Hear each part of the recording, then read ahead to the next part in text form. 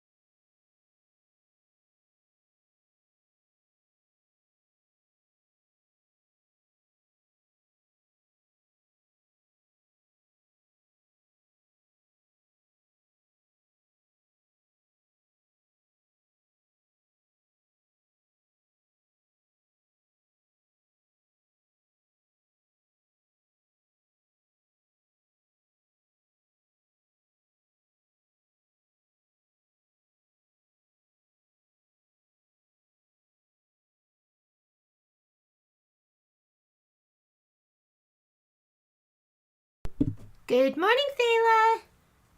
Let's see, are we flipped? Does that? Yep. Okay.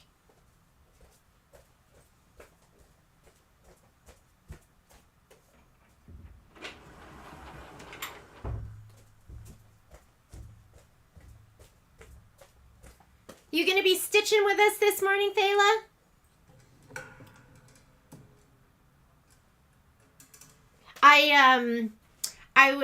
I had prepped everything last week. I think on Monday I was like, oh, let me just get everything done. And so today when I got started, I thought to myself, oh my goodness, I had a panic attack. I thought, oh my goodness, I forgot to stitch together my filler blocks. And then I looked and they don't get stitched together this week. So it all worked out. Good morning, Rita. Who's stitching with us today?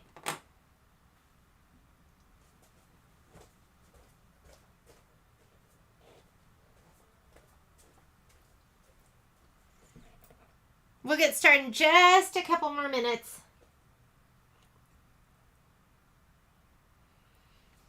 We're going to be starting today with mitten 1. So hope you have all your stuff put together. Here's my little cutie packet. My hoop, my muslin. Threads up by the machine. Good morning, Audrey. Audrey, I was looking at... So, ladies, I was talking to Audrey, and if I had had more forethought and we had talked earlier, I think I would have combined this week with another week. But your spreadsheet's definitely going to change. Because next week... Hi, Miss Gail. Next week is... this is what we're doing today. So, we are on week 3. It's our 3rd week together. And we are doing all of section 2. I would show you section 1, but I brought it to the store and hung it up. So I don't have it here with me, but oh, it's so cute. So we're going to be doing this today. I combined week 4. To include section 3 because I had broken up where we were doing, hi, Miss Laura. where we were doing one section per week, but I talked to Audrey. She's like, we should do it quicker. And I think she's right, because after we do today, we're going to go through and I am going to start starring off stuff that you can just do as homework. And that way you're not overwhelmed later on. But like, for instance, today we're going to be stitching out Mary. So we're going to be stitching these out.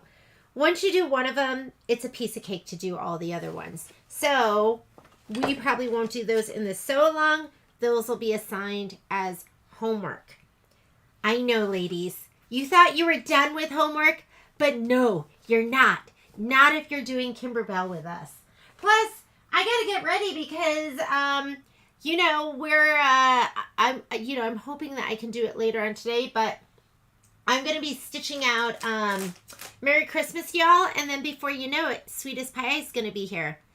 Hi, Miss Kitty Ann. Okay. So why don't we, okay, let's talk about, because I know people are just logging on. Let me see. Hang on one second. I want to see. Get that out of the way. So this is what we're going to be doing today. And I gave you a little stitch out order. I didn't give you much detail because these were all 5x7s. And we're going to, when we do this, if this is our hoop, we're going to be hooping up here at the top of it and then moving our muslin up so that we can, you know, get all our hoopings nice and tight. Isn't that a nice picture? And then at the end of the sew along, why don't we talk about what we're going to do for weeks 4, 5, and 6, 7, 8, and 9, because we're going to start combining some stuff. Because I was looking at this and I was thinking, you know, we don't need all this time for these blocks, because once you do wreath 1, you're going to know how to do wreath 2, 3, and 4, and you can kind of do those on your own. As far as the filler blocks go, I might just go ahead and put together a little sheet that has like, I mean, there's, how many more filler blocks do we have?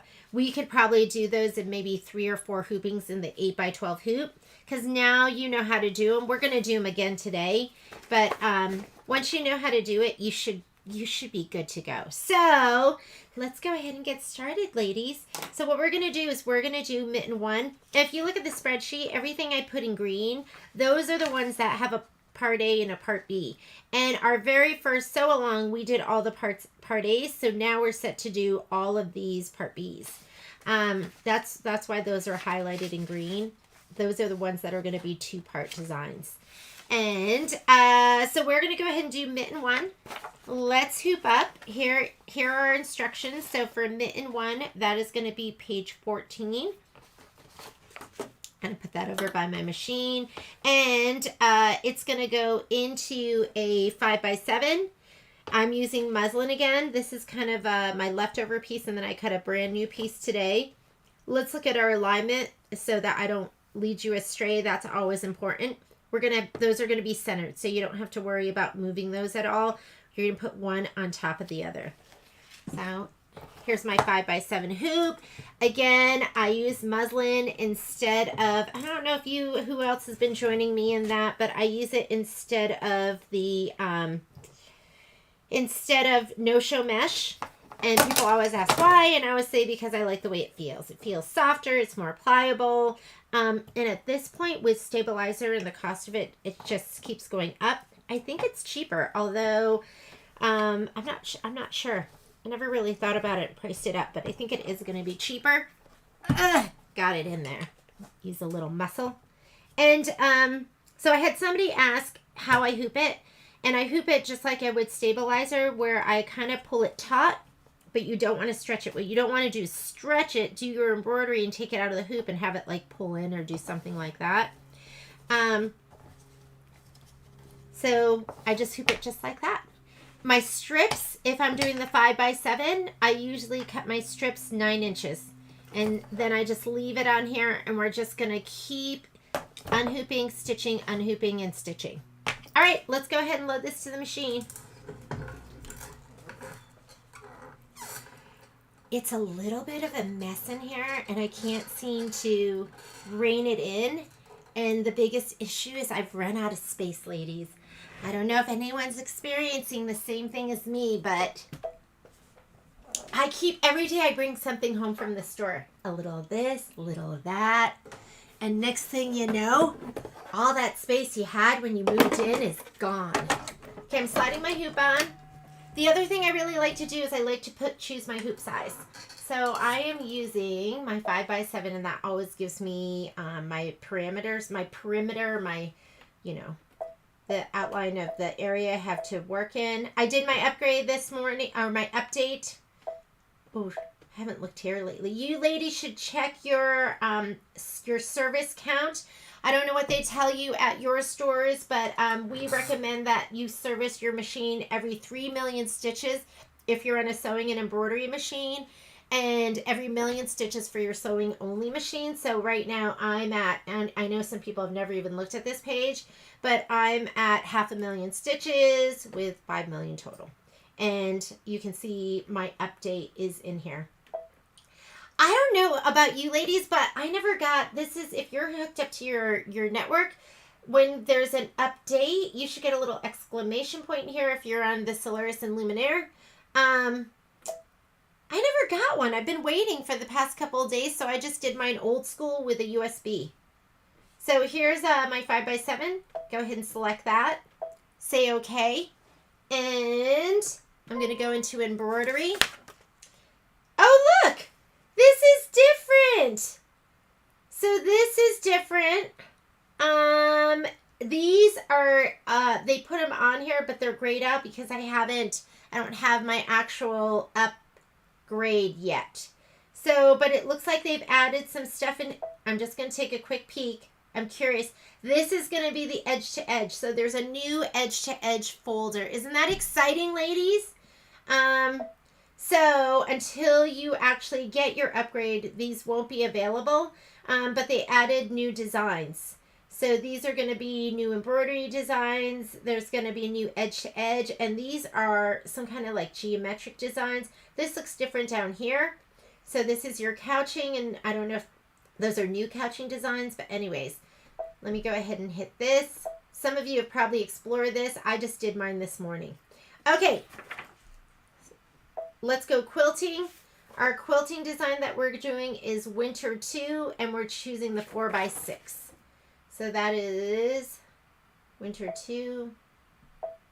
And it doesn't say anything about being horizontal or vertical, so just choose your 4x6. Ooh, that's so exciting. Go ahead and hit set. And let's add our embroidery design. We're going to go ahead and add it. Mitten 1. And that is... go here. Is it an applique? This looks like it. Mitten 1. I'm going to look at my picture in my book and just make sure. Okay, so Joyce just mentioned, and that matches our picture, so we're good to go. She just mentioned that she did her update yesterday but had trouble with the video portion. That is what I have heard. I've heard some people have had trouble with that, and they've had to try it twice. They told us that, I think they said at Baby Lock, if you are having problems, you can always do it with your USB, and that should go a little bit smoother because it's a lot of information that it's putting on there. So I haven't even done my videos. I had another customer who said, I never even watched the videos. Do I have to do that part? And you don't. So she was like, okay, I'm not even going to do it. I will do it on mine, but I might do mine just via USB, the old school way. And if you are on a Baby Lock, you just type in Baby Lock Solaris and go to that page, and there's a link on there that has updates. If you're on a Brother machine, you're going to type in support.brother.com. So just type in support.brother.com and just put in XP2 for your model, and then you should be able to do it. If you have problems, call us at the store. We'll help you out with it. Okay, we are done with this. Don't move it on this page. I'm going to hit embroidery. When you go to your next page, it will combine your two designs, and then you can move them. So I'm going to go embroidery. And it's pretty much centered, but I might as well just move it up the tiniest bit. So I'm going to go layout, move, and snug it up. Just saves you a little bit. And we'll just get in the habit of doing that.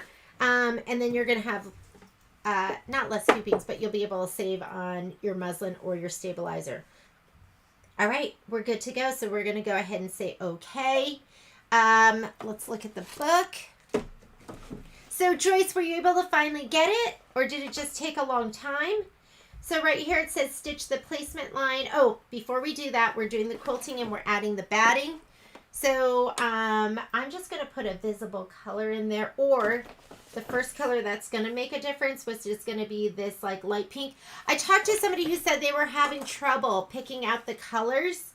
So I know sometimes the red almost looks like a brown. And so if you are having trouble picking out the colors, before you start stitching, I'm going to be using this color right now because that's the first color that counts. Oh, you know what? No, that's not the first color that counts. The Quilting Stitch is the first color that counts, which is going to be this color. Like that for me is, well, that's a little hard, but I know that I'm stitching what fabric I'm stitching on, which is kind of like the mint-colored stitching or fabric, so I'm going to use this. I'm using Mint Julep. Karen says, I wondered if this was today's stream as it says. Are you doing the demo? 8/5. Did Patrick put the wrong date? Patrick! let me go yell at my IT guy because that's my hobby. I'll have him go ahead and fix that. Sorry about that. We are doing, let's see if this was today's as it says. He wrote demo? Oh my goodness. Okay, let me see if I can get him to fix that so it says the right thing. This is the live feed for Cup of Chair. So it's not a demo. It is the real thing, but we are doing a demo on the Luminaire 3 tomorrow at 11 Pacific Standard Time. And it's going to be so exciting, ladies. You don't want to miss it. Okay, this is going to be the placement for your batting. And remember, we're going to be skipping some stitches because we skipped out some steps. And I love it. I love it. I can't even imagine how much time it's saving us, but it's saving us a lot of time. Here is my spray tent.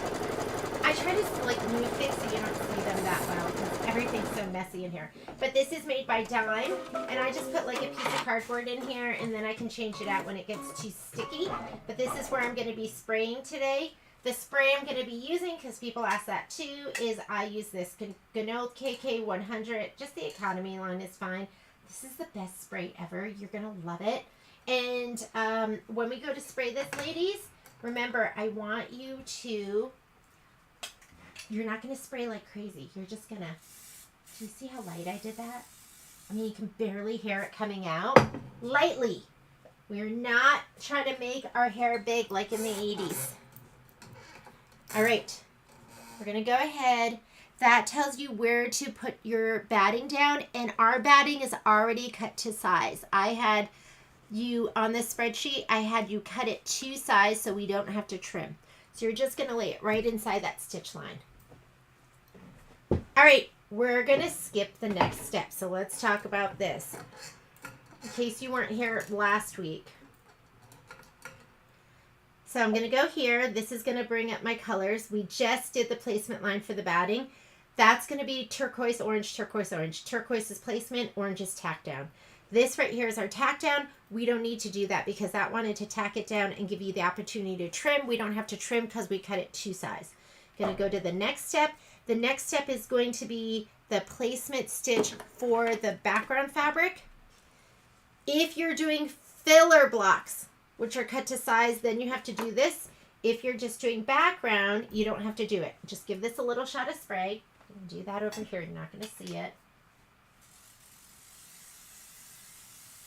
And then you're going to center it to your batting.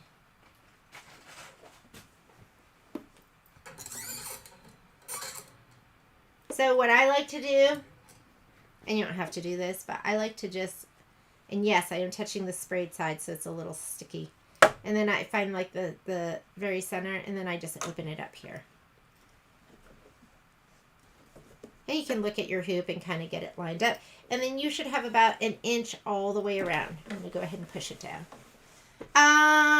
Let's see. Maybe others are having the same problem. What problem are we having, Miss Karen? I'm not sure what the problem is. I will try another time. Oh. No, we are doing mitten part 1. Hang on 1 second. Let me, I'm going to grab my, let's go ahead and do this first. The next step is going to do, so this is placement for your background fabric. This is going to be tack down for your fabric. So I'm going to go ahead and do that step. And then the next step is going to be the quilting. So I will do the tack down. Karen, we are on mitten 1. Mitten 1. And I'll go ahead and have Patrick change that. Thank you for pointing that out because I want people to be able to find us today. And then the next step is going to be the quilting. So I'm just going to hit start and let it do the quilting. And I'm going to go talk to Patrick right now and see if he can fix that.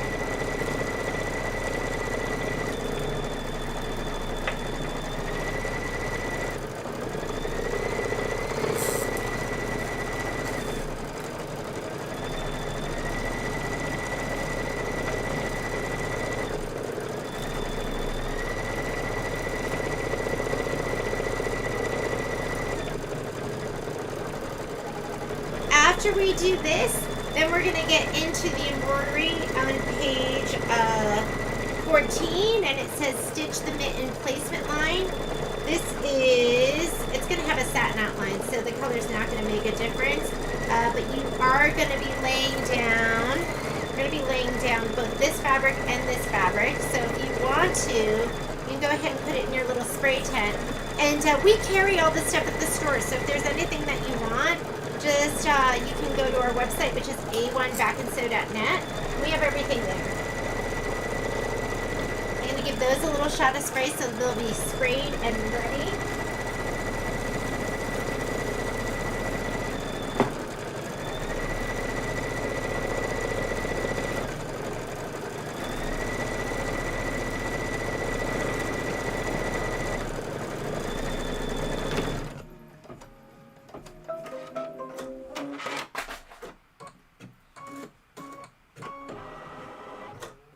Alright, if you see the box with the diagonal lines, that means that color does not make a difference.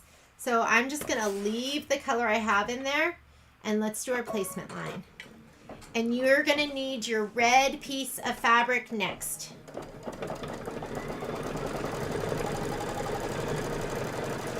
I rarely tape. Once in a while I tape, but most of the time I am using just my spray adhesive. So my red piece is sprayed.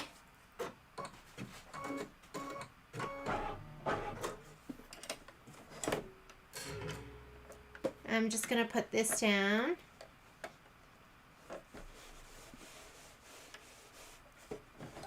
And then let's go ahead and tack it down. Again, color doesn't make a difference. Get your applique scissors. My recommendation is to use either these or something that's curved.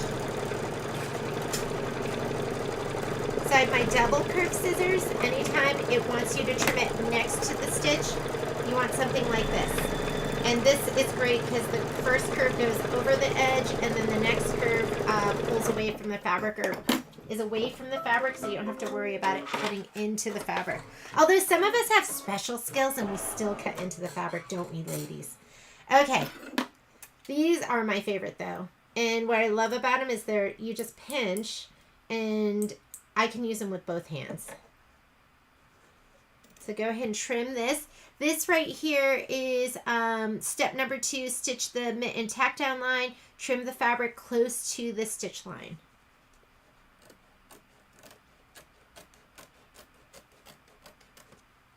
I mean, we got through that whole other thing, and I did the piecing later, right? I think I did. So, but we got through all the embroidery, all of the pressing and trimming and everything. And so I think this week, I mean, we're just going to do what we have here. The other thing is, okay, I know it's TMI, but I think most of you ladies now have that procedure next week. And I really want to do our sew along because I want to stay on schedule. I want to do it Sunday morning. I know it's not a great time for some of you ladies, but I can't do Monday. And somebody told me that the prep for my procedure, you just start at 12 hours before. Is that true? Is it 12 hours before? Because if so, then I wouldn't need to start it until the evening. So, all right. Who can confirm that for me? All right. Now the next step is step number 3. Step number 3 says to stitch the cuff placement line. Place the cuff fabric right side up. So color doesn't make a difference again, so we're just going to go ahead and stitch it.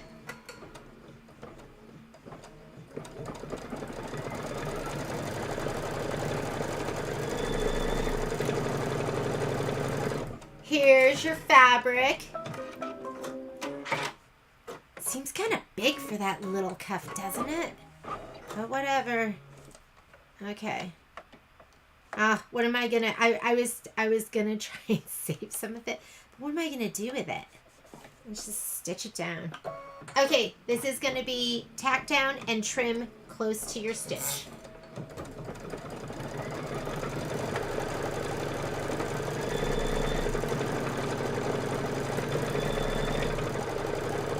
Depends on your doctors. Evening before was yeah. Let's do it. So I know Sunday's not a great day for some people, but we're gonna do our next sew along. It's gonna be next Sunday, and we're gonna get started at 9. That'll be better for my East Coasters too, right? So it won't be in the middle of your day.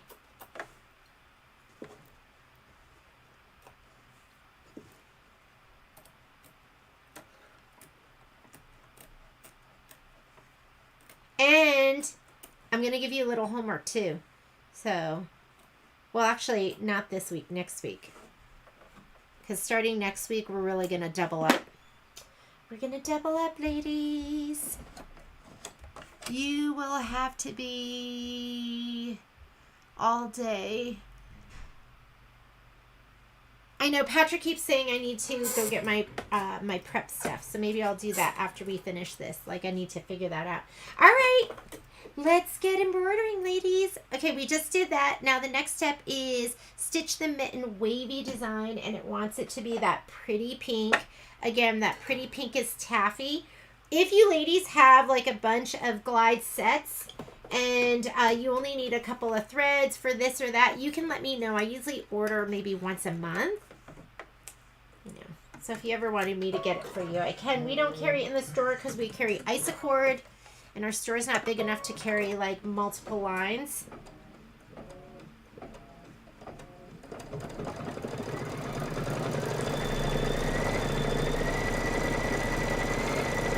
So liquid diet, does boba count?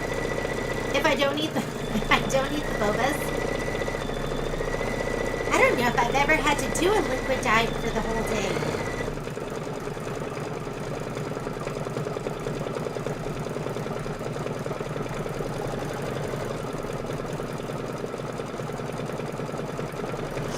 after we do this color, you are going to do white. So get your white out.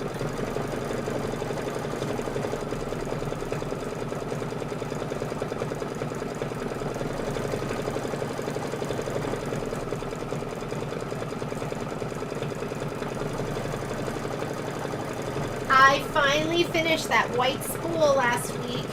It gave me a little bit of grief because it got caught. You know, sometimes when you're at the very end of a spool, catches.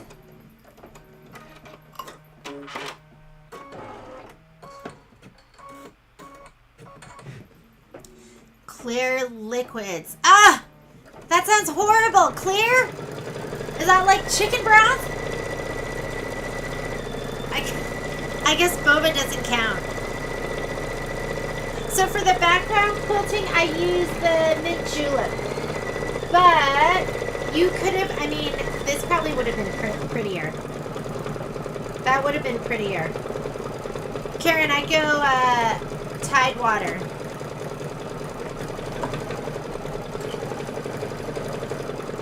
It's hard because, you know, it just shows you that little picture. And I wasn't exactly sure what color that was, so. Either one of those would be gorgeous.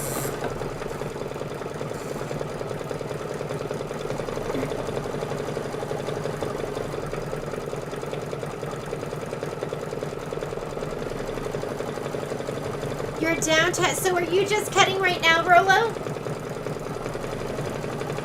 That's okay.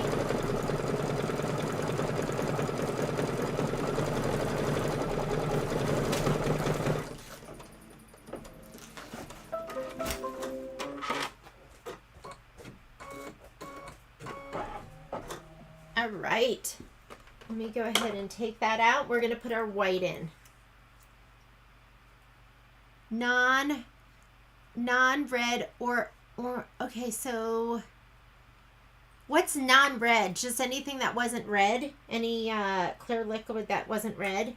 And then Jello. Man, Jello reminds me of being in the hospital as a kid. I was in the hospital a couple of times just being sick, and because my parents never made us Jello. But I only got it in the hospital.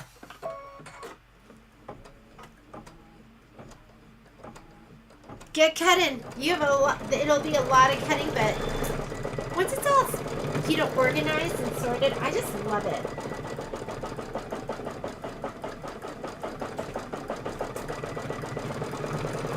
This here is going to be the next project. So this is Merry Christmas, y'all, which I mean, I love it, but I don't know if a lot of people did. That's going to be next. So you're going to stitch out this star detail and then the mitten dots. So that's all going to be in white. And then you're going to stitch the mitten satin outline. So I think this is what, I can't remember who it was that said they had trouble picking out the colors. But if you look at this, like to me that looks brown. Number 8, and I know my lighting's a little off. But number 8 is going to be red. Because it's going to be the outline of your mitten. So you don't want to do that in brown. So make sure you have your red ready to go after the white.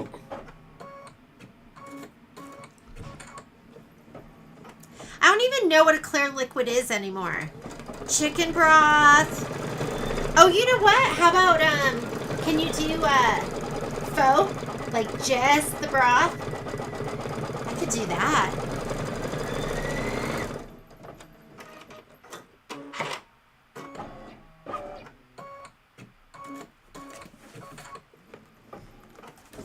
And after we do the mittens today, we're going to do Snuggle. So you should find your Snuggle pack.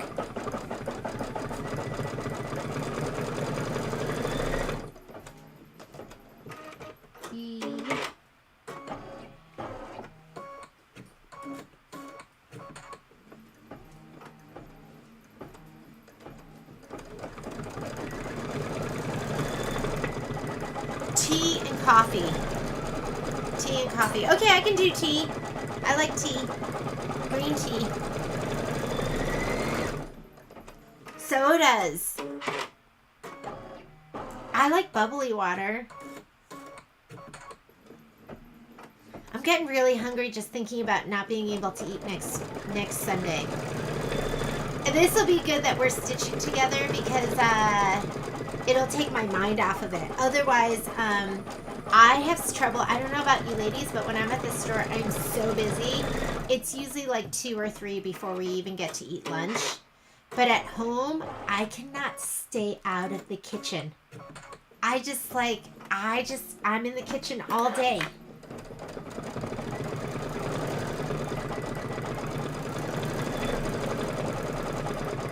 I should just go. So next Sunday, I should do the sew along from the store. That way I won't be tempted. Okay, you're just going to hit start and you're going to do all the little white dots. That's going to be another 2 minutes of stitching and then we're going to use our red.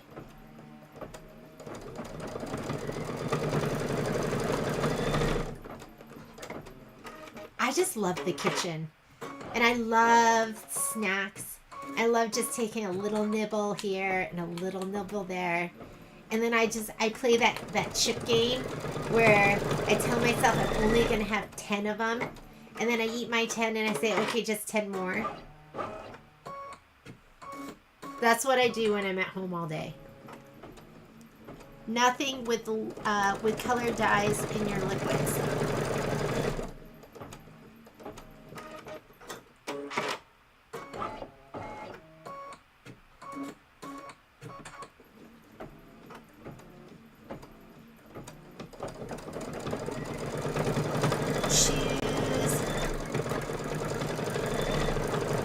So can I do, you know, the broth from that Vietnamese soup, like pho?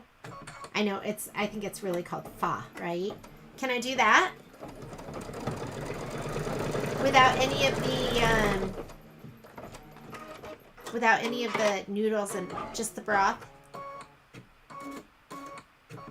Because the first doesn't count. The first 10 doesn't count. It doesn't. That's just like an appetizer.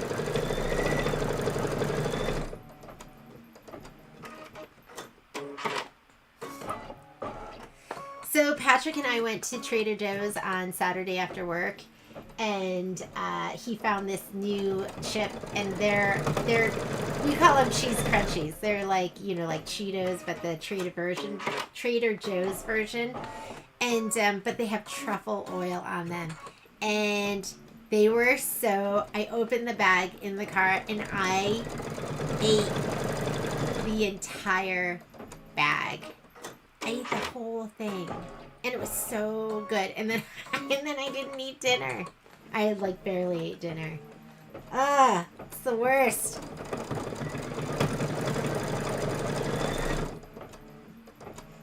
Or as we say here, pop. Karen, where are you? Sure. You know what, Karen? He probably did, and I just need to find them. That'll be my job today. I should start preparing.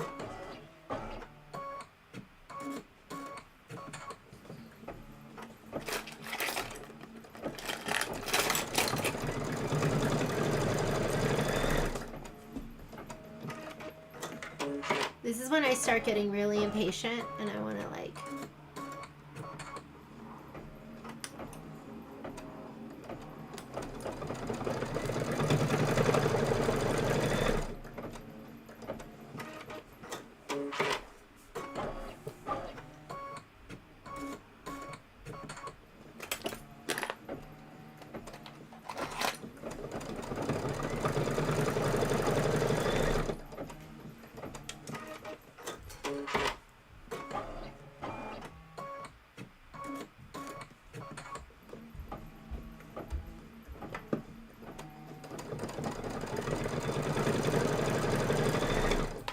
Now you know all my secrets, like how impatient I am.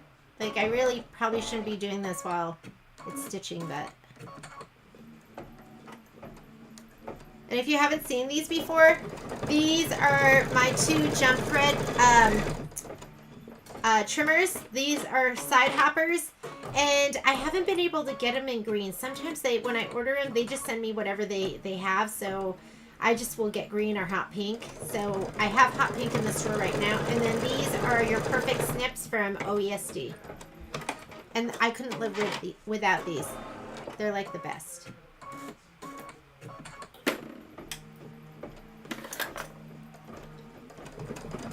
Hello, Linda.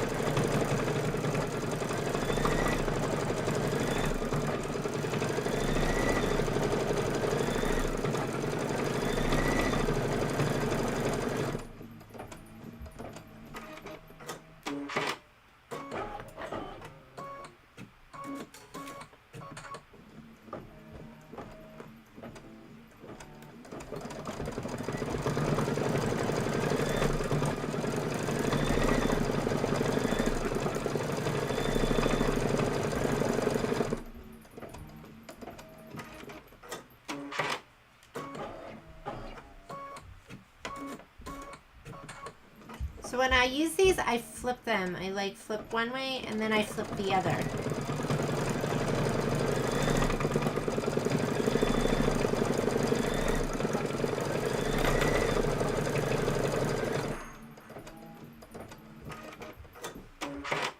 Hi, Miss Linda Lancaster. Patrick says we're going to see you tomorrow.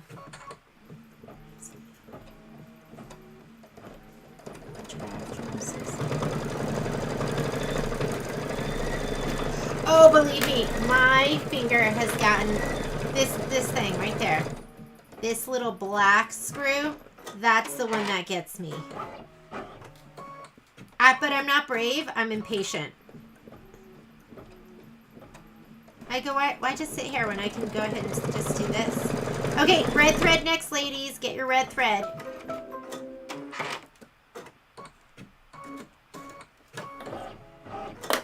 We're going to do that nice satin stitch. Satin stitch around the mitten. Maybe it's not brave, it's impatient and stupid. That's probably a better description.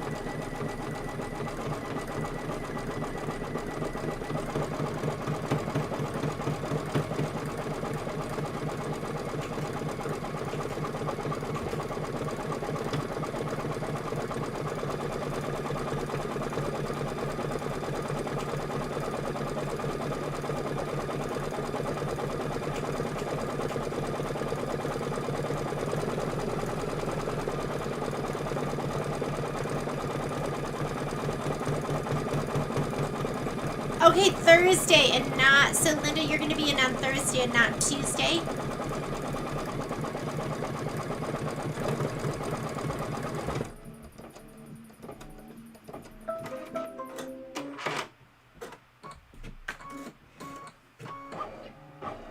All right, next color up is going to be the green.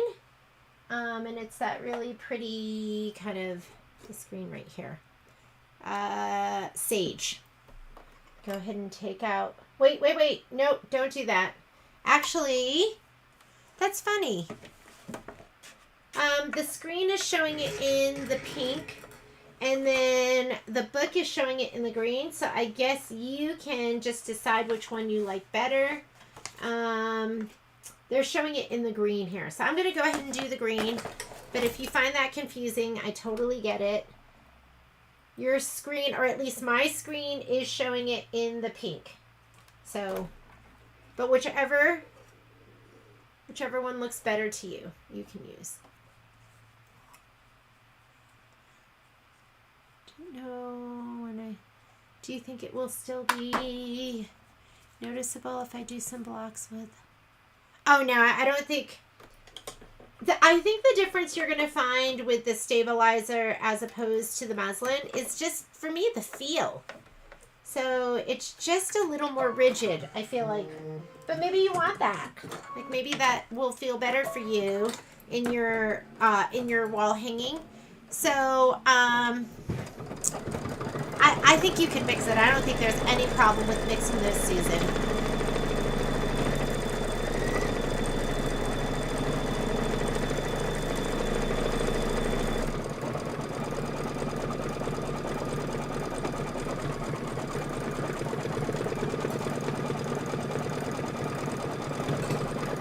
And then after you do this, we're going to stitch the trimming guide, and it says to use a color that is going to be, that you're going to be able to see a visible thread color. So I'm just going to leave the green in for that. And the very last step after it does this is it's going to just do those lines like up here, and that's going to help you with your trimming. But at the same time, remember, we use those trim guides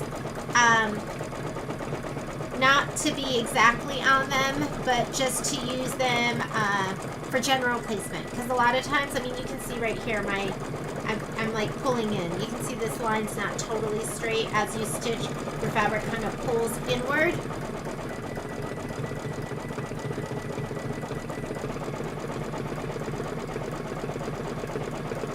Oh yeah, Susan, don't put it on hold. Just keep stitching. Just look and see what's in your sewing room. You could use whatever.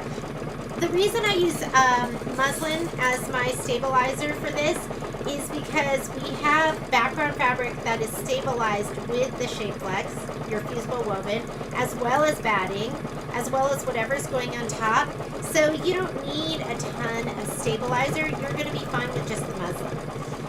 If I'm stitching a design just on a piece of fabric, like one piece of fabric, I use stabilizer. I don't use muslin for everything. I use it when I'm doing quilted blocks.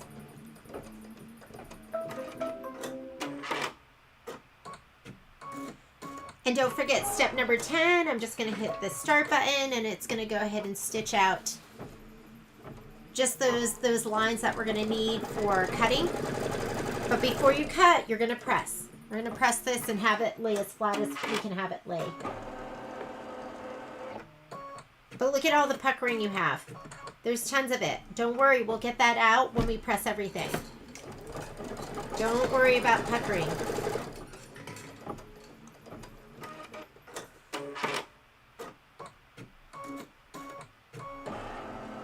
And we're done. Okay, let's come on over here. We're going to go ahead and take that out of the hoop.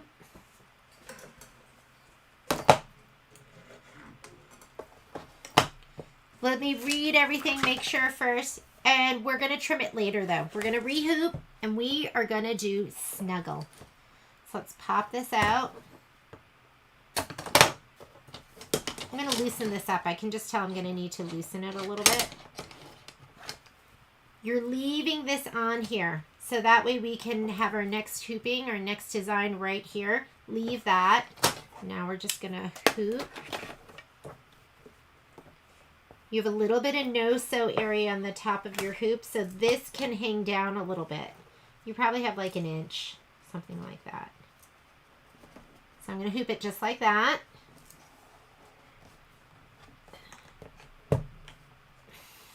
And when you take this, pull it inward. Don't pull up, pull in. Just to where it's taut and not to where it's stretched.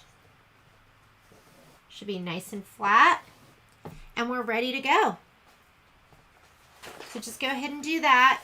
This is, let's talk about the next one we're going to be doing. We're going to be doing Snuggle. It is on page 22. Turn to page 22. You should have a piece of batting that is already cut to 4 by 6 inches. We're using our 5 by 7 hoop. This is your fabric and your, oh, wait a minute. This looks way bigger than 4 by 6 inches. Did I make a mistake? Looks like it. This goes to something else. Am I pulling up the right one? I am. Okay, I'm going to have to trim mine. Mine's way bigger than it should be, I think. All right. Or is that 4 to 6? That's not. No, that's much bigger. That's 5. This is 5 by 7. I don't know how that happened. But anyways, this is your fabric. I will go ahead and trim this down right now. I'm probably missing that from some other piece. And we are going to hoop everything centered. Everything's going to be aligned centered. Let's go over to the machine.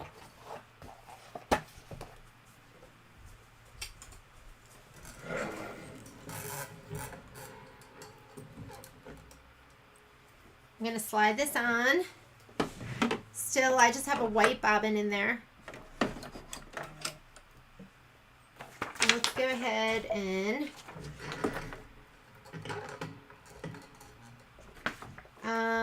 we are going to load in cup 1, and it's 4 by 6. That's the size we want. So I'm just going to hit my home button. We're still in our 5 by 7 hoop and embroidery. Here's my pocket and quilting. Cup 1. This looks like trees. Whoops. Let me go back. Lines, trees, Christmas. Here's cup 1.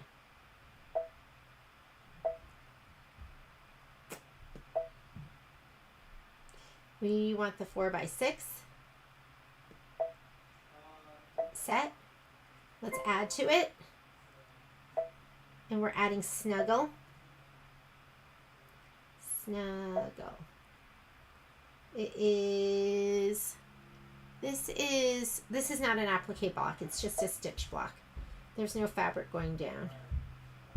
And this is Snuggle. 'Tis the season to snuggle. And go ahead, once you have those both loaded, touch embroidery. I am going to scoot that up a little bit. You do not have to do that, but I'm going to just hit my layout key. Yours might say edit, move. I'm going to scoot them all the way up and just say okay. We are ready to go. Let's see what color I have in there. I have green. Color that's going to make a difference. I think it is going to be, here we go. So right here, it wants white for the quilting. Wrong design. Here we go. This one, 'tis the season to snuggle, and it also wants white. So we're good to go. I'm just going to change out and put my white in right now.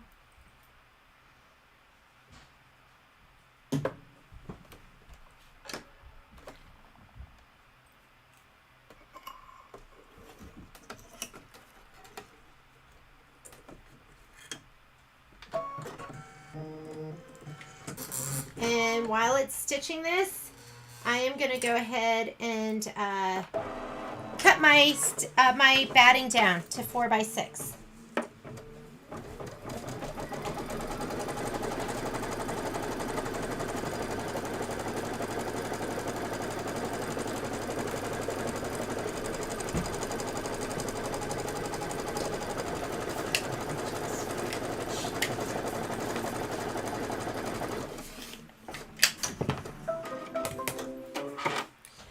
give this a little shot of spray along with my backing fabric. And remember, your batting does have a right and a wrong side. One side's a little bit rougher and nubbier. That is going to be your wrong side, and that's the side that you're going to spray, and the smoother side goes up. One side is dimpled in, and the other side is dimpled out. You're spraying the dimpled outside.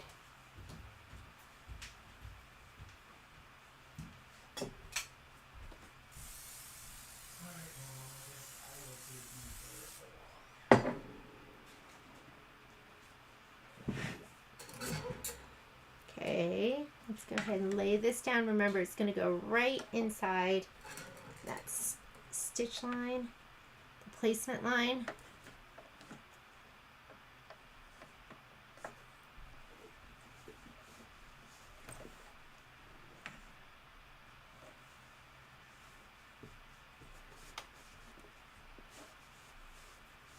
Okay, we're skipping the next step. Go here where you can go forward and backward stitches. This is going to be the tack down for the batting. We don't need that. This is going to be the placement for the background fabric. We don't need that. That's the tack down for the background fabric. So the orange one, it's going to be this. It's going to be step 4. So I'm going to grab my fabric because I need to place this down. And let's go ahead and lay that down. Might want to take the tape off. And remember, you have about 1 inch of extra fabric all the way around, so you don't have to be so precise, but you can always feel underneath and just make sure that that's laying flat. This is going to be the tack down for your background fabric.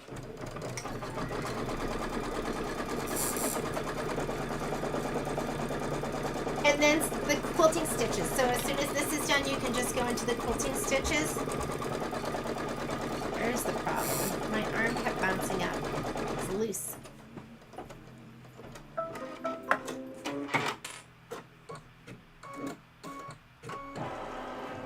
Okay, I'm doing white, and this is going to be the quilting, the little cups.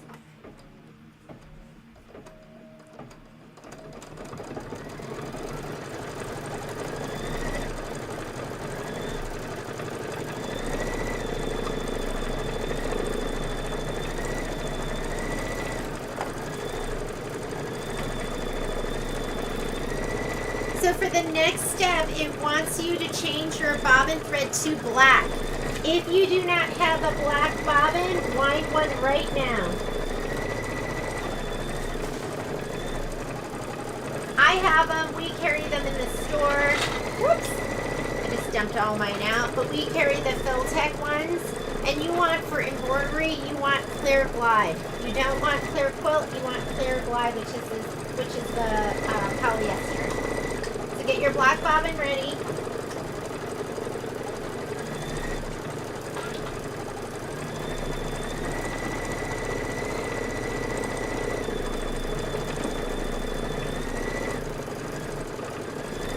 I love this. These are the little bobbin boats. Aren't those so cute? So when I'm doing a project, I just keep the colors that I need for that project.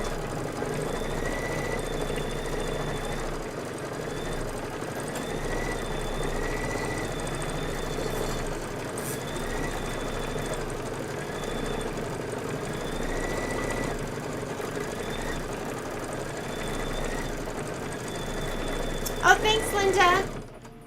Yeah, you know, I figured you just have to understand that when I do the sew-alongs, this is my first time stitching out the project too. And every once in a while, I lead you astray. But usually one of the other ladies will catch it. So hopefully if you're watching and you see me doing something that isn't right, you speak up because I depend on you. We're just ladies stitching together. So I'm going to take out this bobbin. And I figured, oh, I'm doing it anyways. Might as well do it all together because that's more fun. And the other thing is, it keeps me committed and it keeps me on a schedule because sometimes I just want to go to my kitchen and eat cheesy poofs and not stitch. But then if I have a standing appointment, then I get it done. Okay, we are doing, oh, wait. I did forget to put my black thread in my upper. So I depend on you ladies as much as you depend on me. And I think it's good, right, that we stitch together, because then you have like a standing appointment.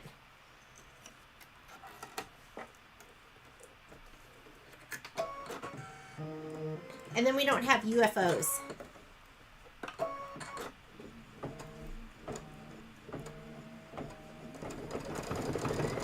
All right.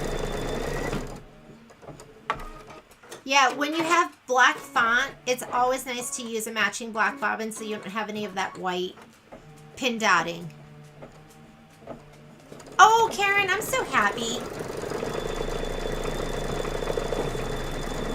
I hope you find it helpful. I know where a lot of us are at different stages of our Kimberbell journey, and some of us have done like every single project that's come out, and for some of you it's brand new, so this is nice because then I can kind of hold your hand through this.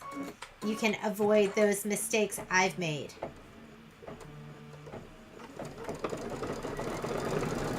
All right, 4 minutes of stitching while it's stitching this out.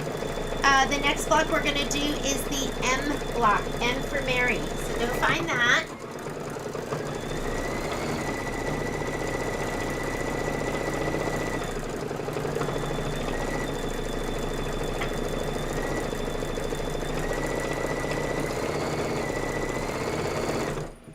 See, if I had thought about it more, then what we would have done is we would have just stitched out the M, and then I would have made it homework for you to do the ERRY for Mary. And then we would have done a different block that was like new and different.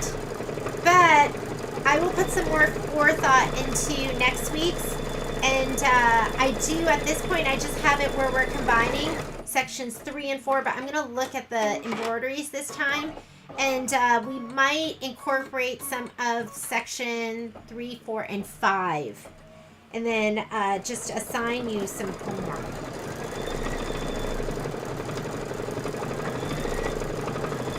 Where's my M? Here it is.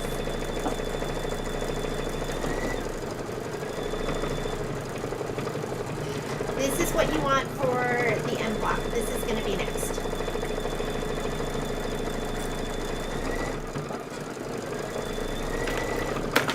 Time to tidy up, ladies. I'm already out of control, meaning my sewing area is already a big old mess.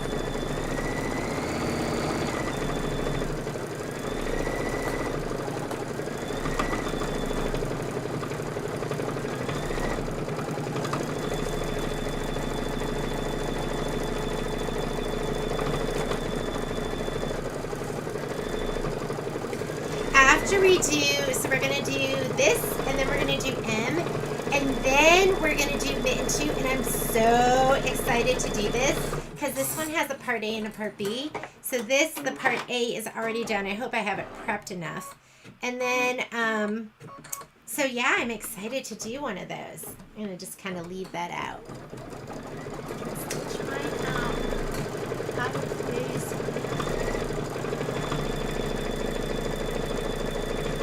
Oh no. Oh, Betty, I'm so sorry to hear that. Yeah, hopefully, hopefully in 3 weeks you'll be up and at 'em, and then you can just start stitching with us. Because you broke the hand and the hip. Wow. Be careful, ladies. I feel like I see a lot of people and their injuries come from falling. I'm so scared of falling. Okay, that one is done. You want to change your bobbin back to the regular bobbin. Don't leave the black one in because it's such a stark contrast to the lighter thread that we're going to be putting in. Put this back in.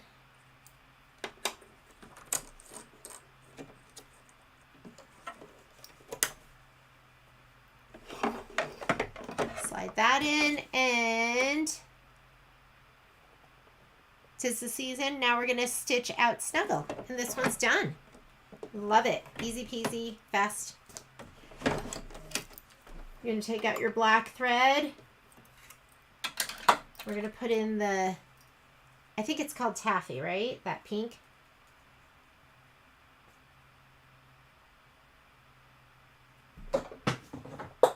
Whoop. Goes my black.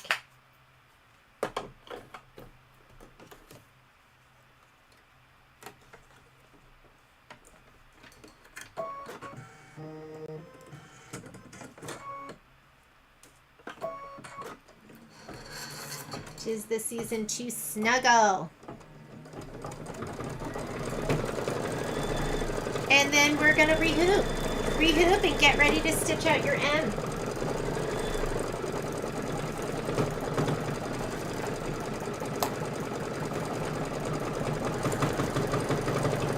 This is 5 minutes of stitching.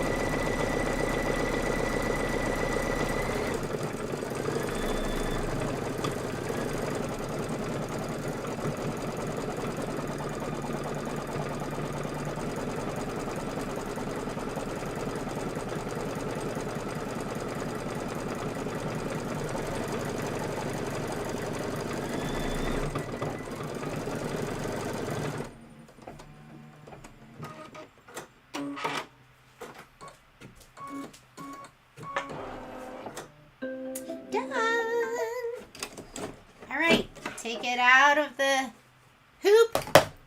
Let's hoop up for the next one. You always want to have one in between so I can cut the mitten off if I want. I'm going to pop that up, but we're right up here and you don't have that big chunk of stabilizer that you're wasting. I'm going to hoop up for the next one, and if you want, I'm going to cut this one off. You just want to, don't cut right to the stitch. I'm just going to cut this one off.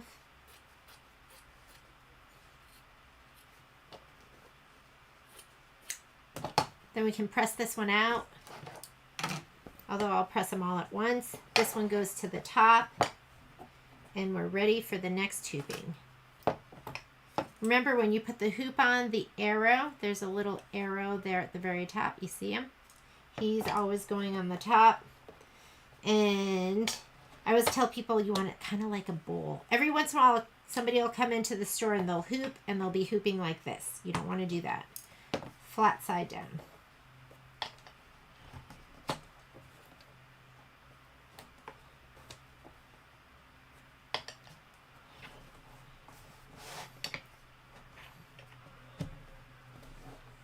There we go.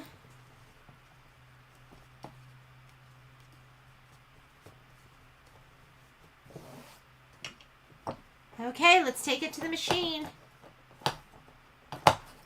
You just want it nice and smooth.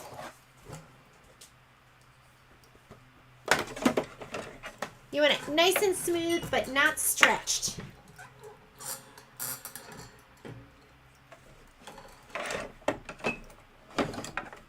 White bobbin is still in there. We're going to load up the M. And for M, it looks like we are going to load in cup 1, and the size is 4x4.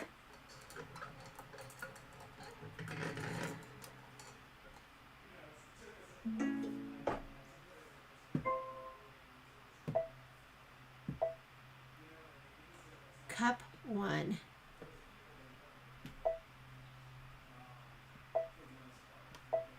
And we want 4x4, and it doesn't give us any direction. Set.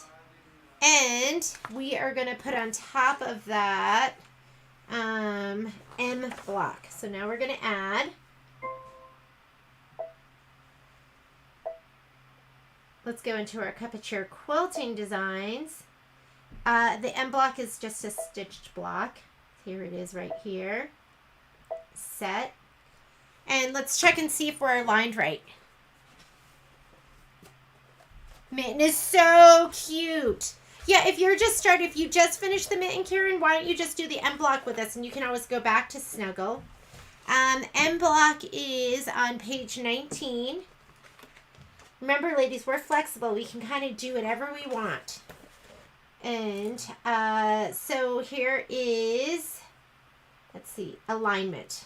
Alignment's going to be centered, and the recommendation for the quilting colored stitch is going to be that green, the sage green. So we're going to leave it just like this.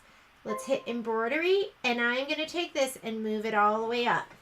Layout, move. And again, if you're on a Destiny or Dream machine or one of those machines, then it might just, it might say edit. You're going to have 2 edit pages, your main edit page and your secondary edit page. So I'm going to change out my thread because I have my taffy. And I do like showing people this because people, I think that I'm pulling my thread out from the top, which I kind of am. But what I do is, instead of just grabbing my thread and pulling back here, I unthread it. So I just unthread it to right here, and when you do that, then it just comes right out of there. You don't want to pull it back through this section. That's what they're telling you, not to pull it back through. Instead of cutting it here and pulling the thread out from the needle, I don't do that. It's just like a lot of waste, right?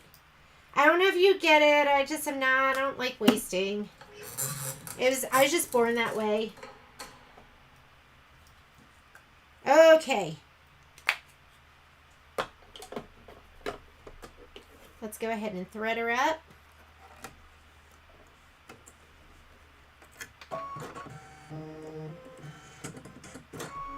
And you can, while it's doing this first stitch out, which is going to be the placement line for the batting, take this and put it in your spray box or your spray tent. Give it a little shot of spray to the wrong side.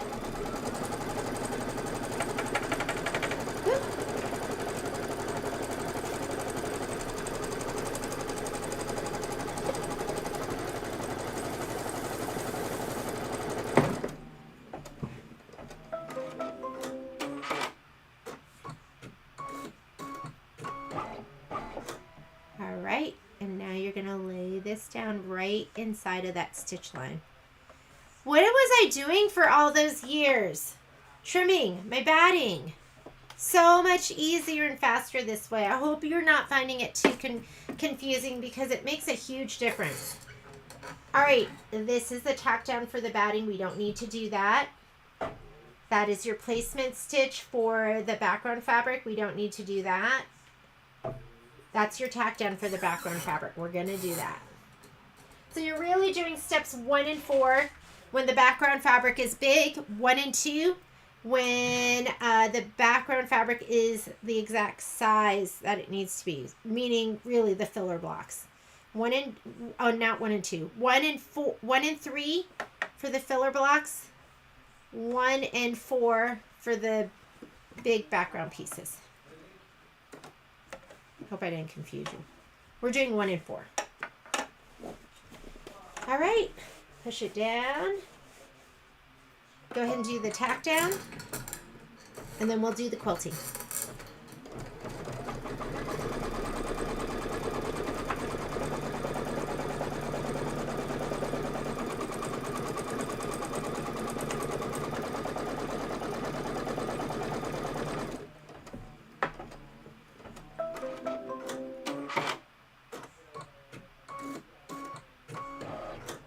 Go ahead and hit start, do the quilting stitch.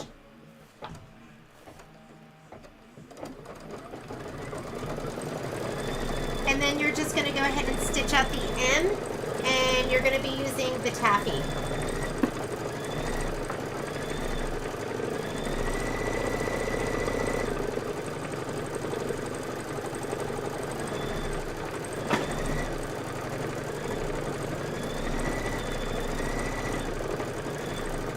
I have a lot of bobbins with embroidery thread.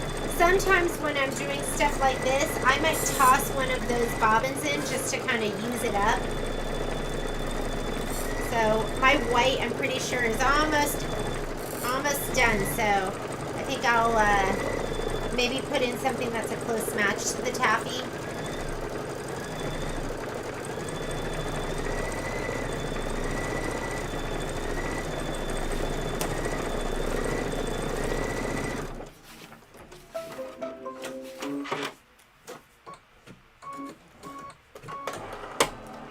I'm taking out my green thread. Let's put the taffy in. My bobbin may or may not make it.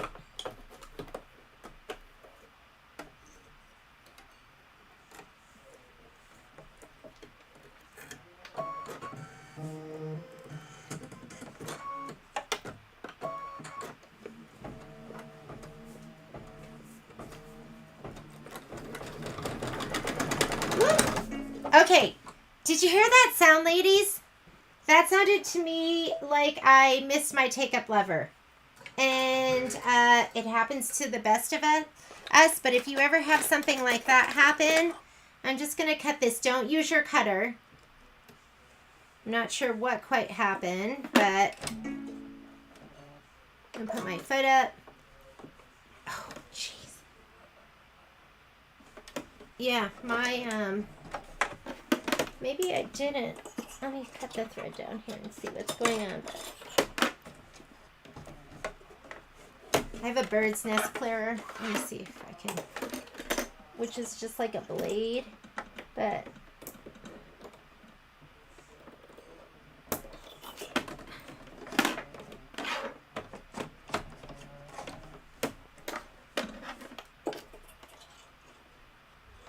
strange. I don't know what happened, really. Let me figure it out. Let me get this off. That's really odd. Oh, I'm in my take-up lever. I have no idea what happened. So then the other thing is you can feel this. It looks like my bobbin thread is fine. This could have gotten caught. I have 2 tails now. I'm just going to get rid of this bobbin. And let's put a different one in. Whoop.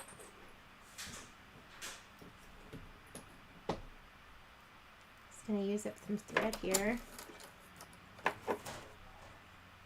That was quite strange.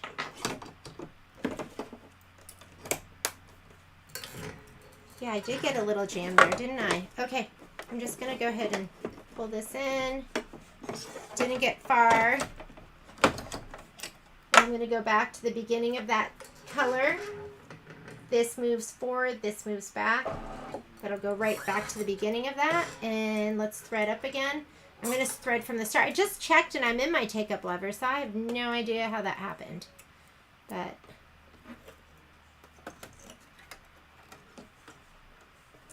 we'll just start from the beginning.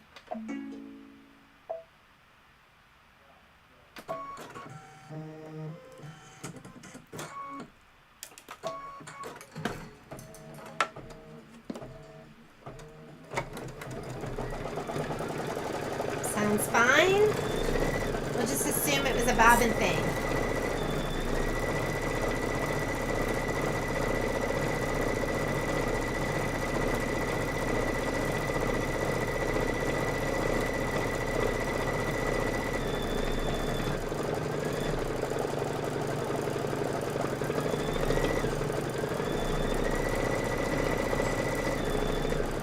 This is 8 minutes of stitching.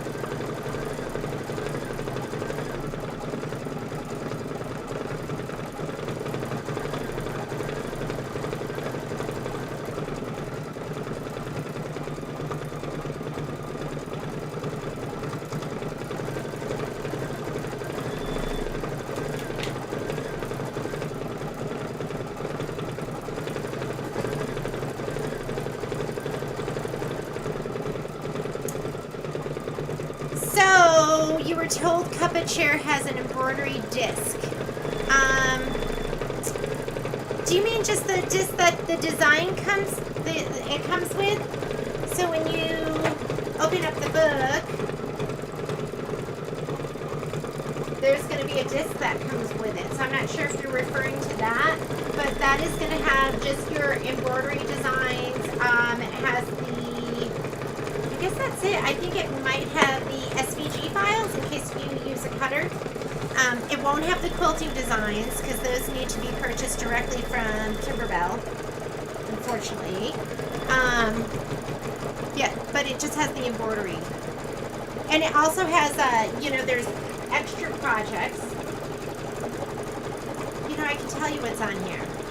Your 25 interactive designs and 14 advent pieces, which are going to be the dimensional pieces. And then it's also going to have the embroidery design for the little pouch. And you're supposed to make the pouch because that's supposed to hold all of your little advent pieces. And I think that's it.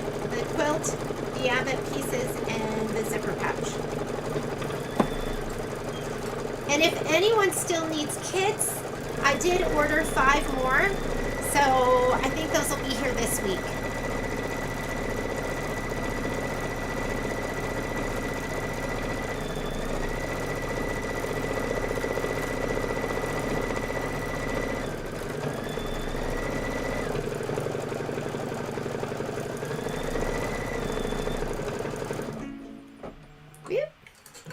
Okay, I'm going to go ahead and hit my cut button.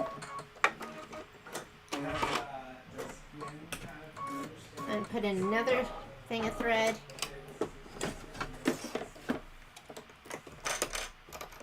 Let's get these all used up. I know this isn't the matching pink, but it's good enough. This is me using up my bobbin thread.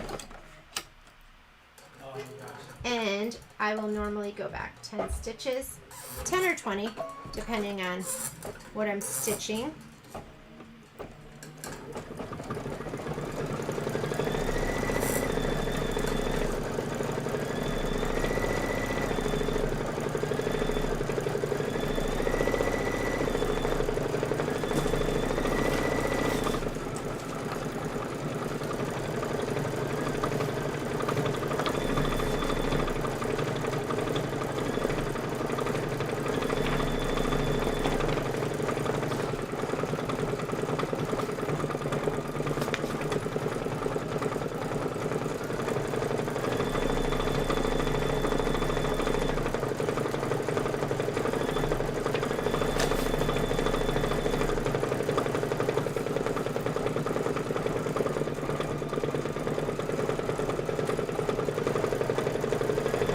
Okay, this is going to be next, Mitten 2. So this is what we did in part A on our first day of stitching.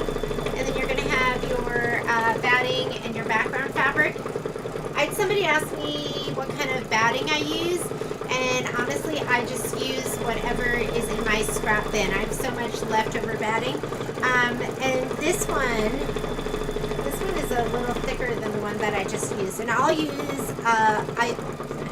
this is really bad, right? Because a lot of you probably wouldn't mix this, but this is going to get hung up on my wall. I don't anticipate that it's going to get washed.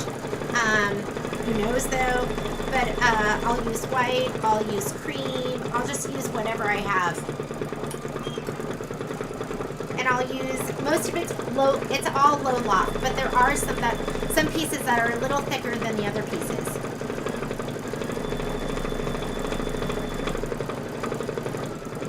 Oh yeah, Linda, if you want to get one of the kits, I'm still doing the cup of chair at 20% off. So you can just order it on the website, and I think I'll probably have it on Monday or Tuesday.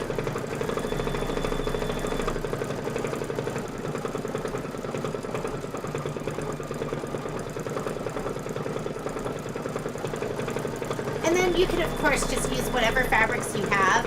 I love that because, you know, we all make the same quilt, and then it's always fun to see somebody who used their own fabric. Are you going to do a sew along for Broomhilda and are this? You know what, Joyce? Just come in and pick up your kit because I know I keep promising you that. I am not doing a sew along for Broomhilda because I have just those kits that were cut and promised that are already, which you of course are getting one of those. So there is no sew along for that. Next sew along is going to be Merry Christmas, y'all. And then we're gonna stitch out Sweetest Pie. And I think I'm gonna make my Sweetest Pie into a wall hanging. I haven't done that yet, and they look super cute. So that's what I'm gonna do.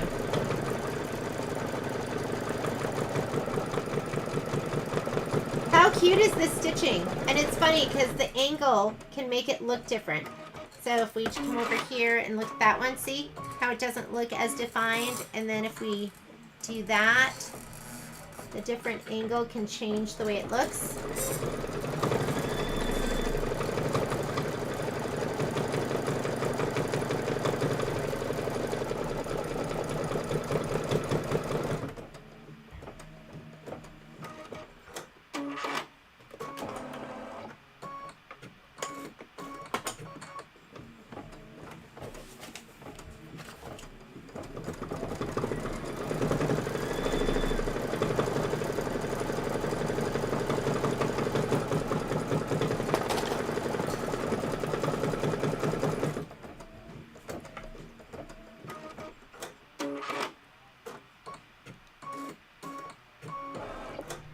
All right, we are done.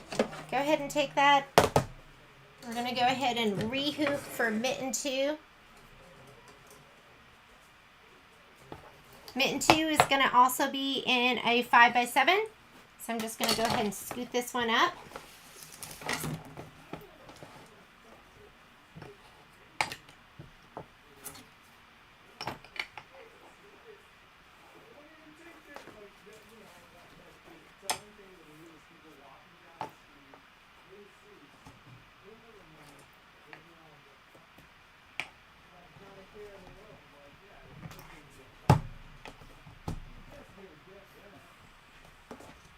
And if you want, we're going to leave the M on, but you can go ahead and cut off the snuggle.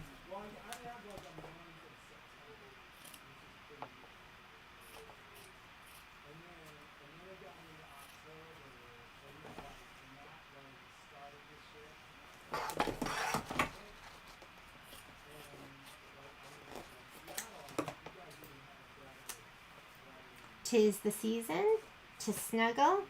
And here is our gorgeous M, and I got to use up some of that leftover thread I had.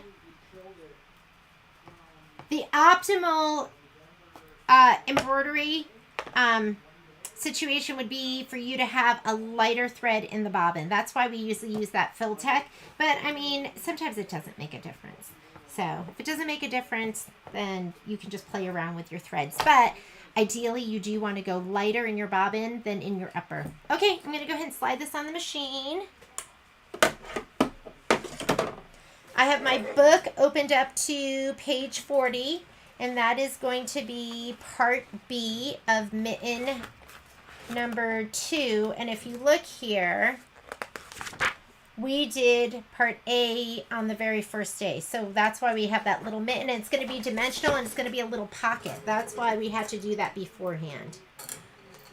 Okay, I'm going to slide this on. And let's see what it wants us to do. So I'm going to follow my instructions closely. We're going to go ahead and let's load our quilting design first. And our quilting design is going to be Winter 2, and it's the 4x6.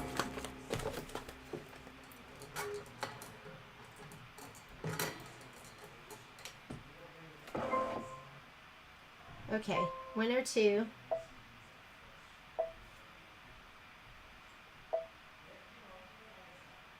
Winter 2. We're doing block by block, and we are doing 4x6, which is right here. Go ahead and set that, and then we're going to go ahead and add to that, and we are adding.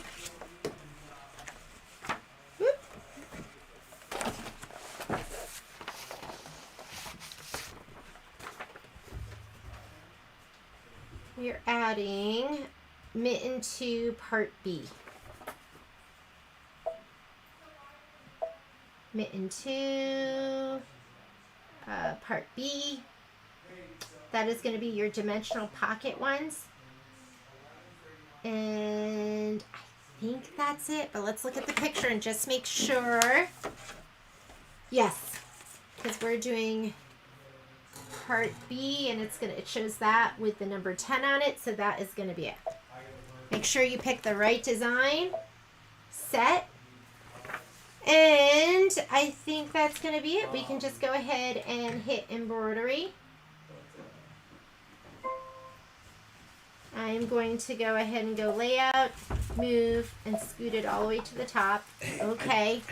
Hang on just a second, ladies. I was struggling to get Shippo to do that, so I'm just leaving it just leave it out, no. And then this stuff too? Yep. All right, I'll be right back. Okay. It's Grand Central here, ladies. Did you know Patrick is, when I say my shipping department, that means Patrick. So he's sending out some packages for you ladies. So, and we're good to go. Let's go ahead. We're going to start out with the quilting, or I'm sorry, the placement line. I'm going to put white in, because white is going to be the first color that makes a difference.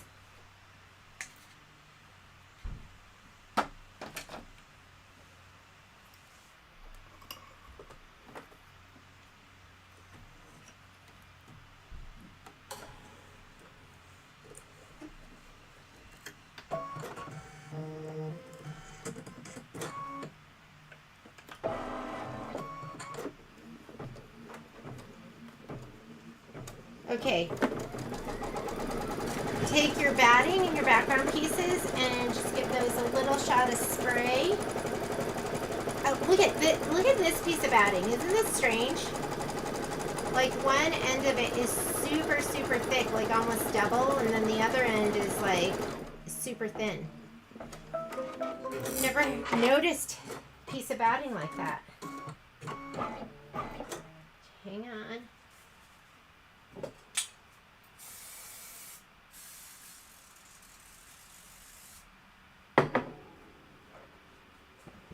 And we're going to go ahead and lay this down right inside that stitch line.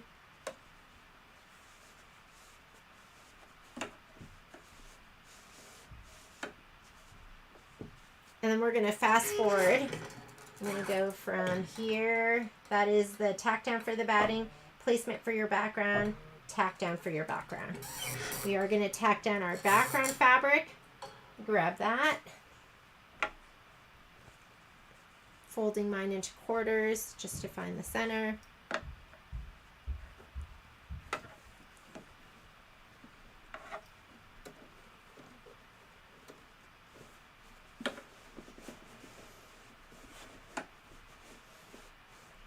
Okay, this is the tack down for my background.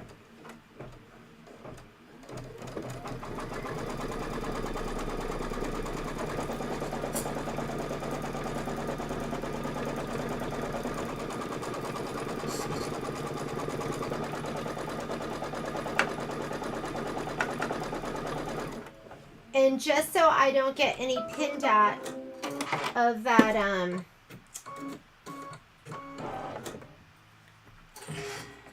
pink thread, which I see right up there, which I'm not worried about for the tack down, I'm going to take this out and just put my white thread back in.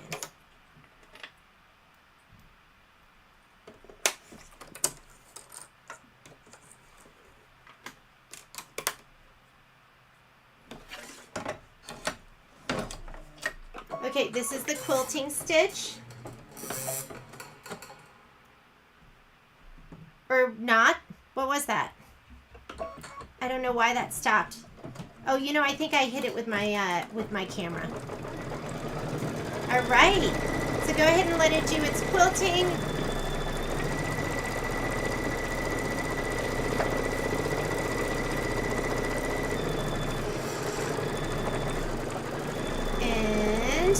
We're going to move on to here. So stitch the mitten placement line. That's going to be next in a color that you can see.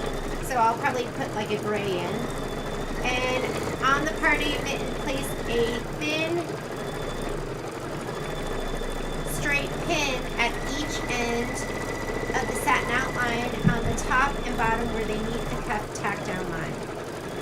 Okay, figure that out.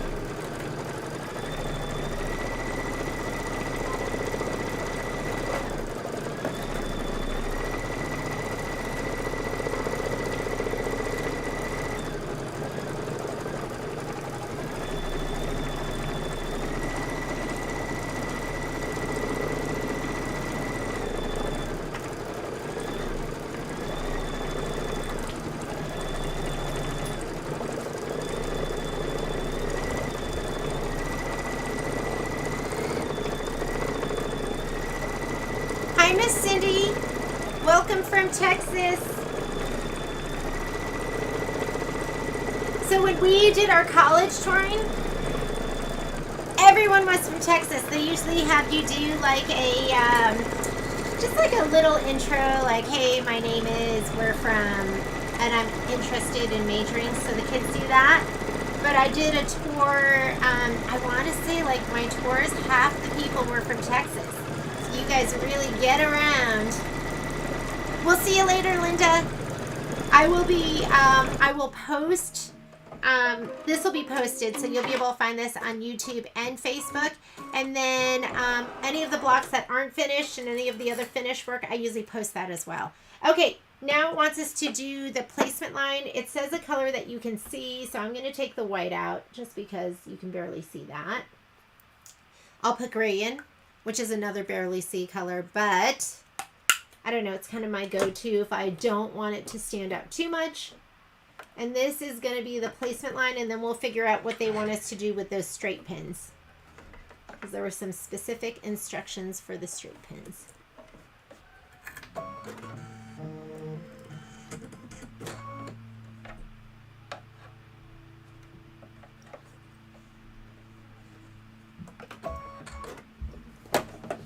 Okay, this is the mitten pocket placement line. On part A mitten, place a thin, straight pin at each end of the satin outline. Okay, let's get our mitten. Oh my goodness. Oh shoot. All right. I might have to remove some stitches here. This little guy got caught under. Hopefully he just got caught under for, oh look, he got caught under for everything. I might need a minute, ladies.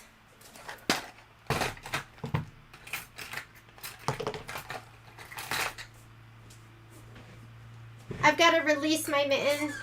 I was not paying attention and he got stitched down. So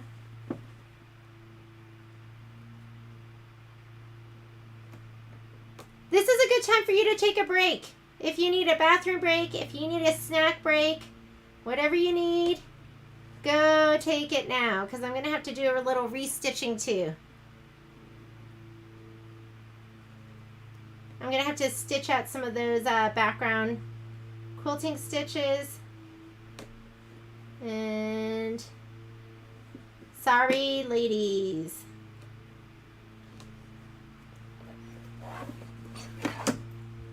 Well, I've never done this in a sew along.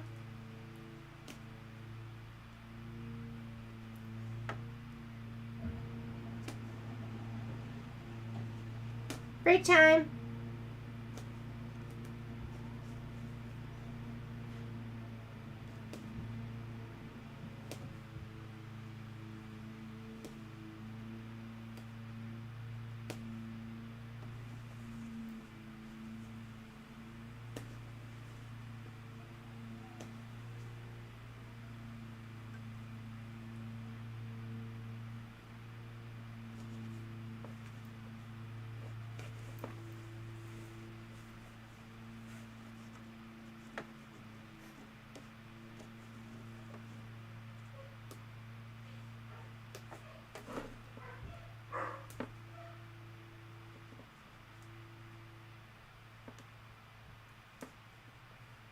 Oh my goodness, ladies. I am so sorry.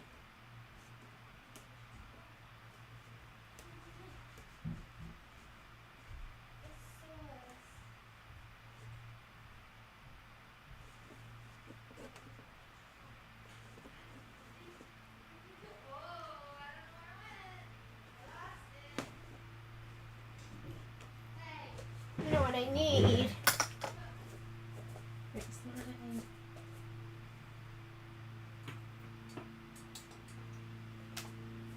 Where is...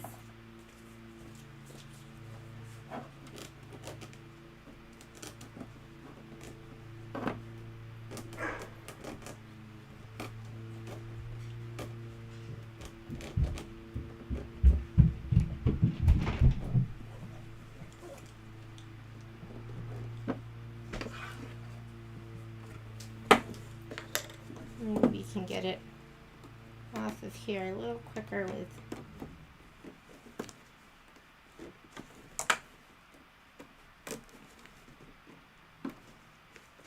I don't want to cut those by accident.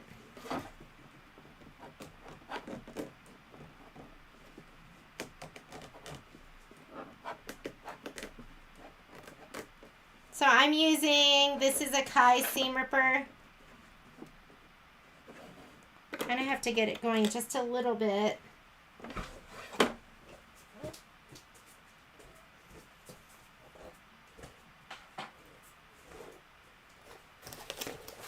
Of course, I put my other one down.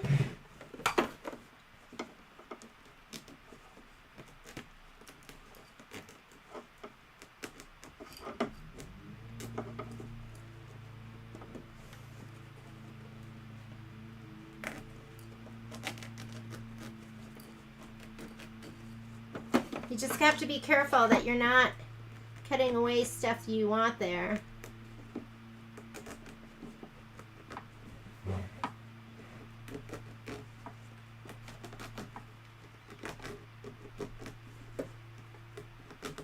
I'm so sorry, ladies. Okay, I'll get through this as quickly as I can.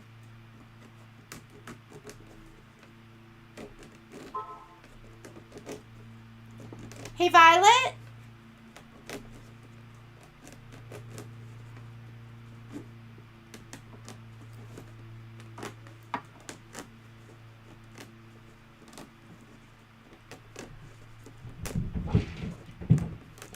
Oh, it got even the painter's tape, huh? Got it all.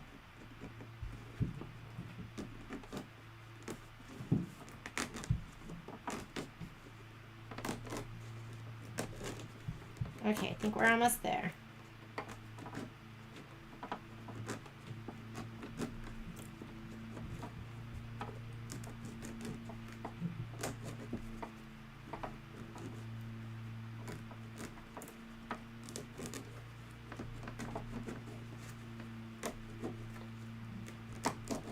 Okay, it's released.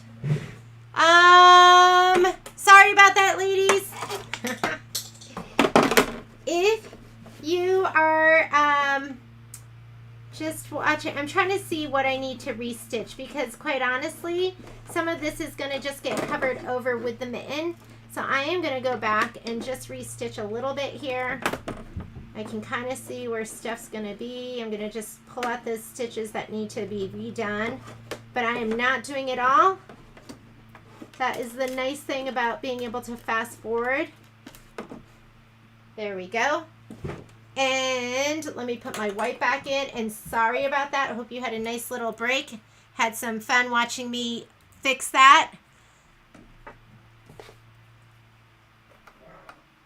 That's your lesson to make sure you do not have anything on the bed of your machine that can get swept under your embroidery like I just did.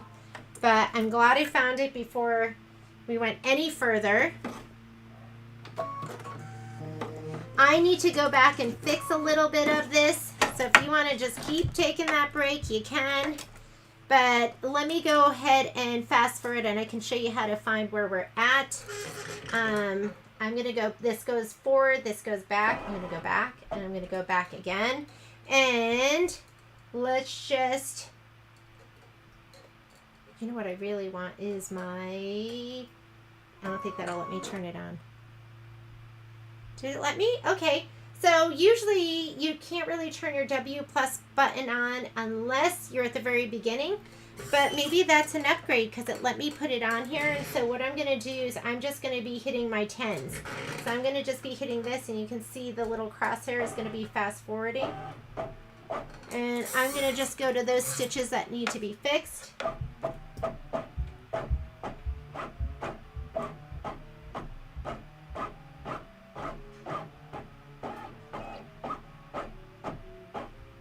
Let's go 100. Because I think we're still over on this side. Let's go right here. We'll start stitching here. Let it fix some of this stuff.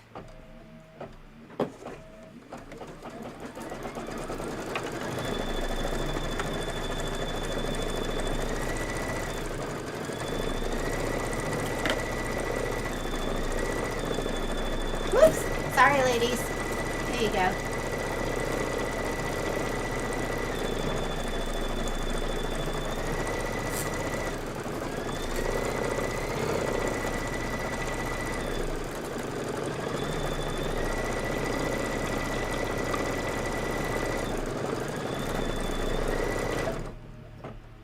I don't need to do that. Let me fast forward.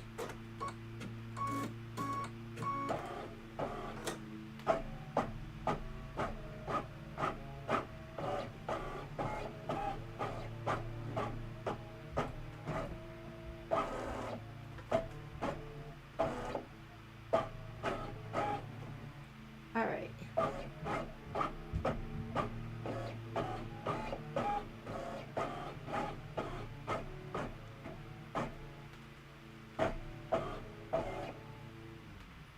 Whoops, I need that, huh? Okay, there we go.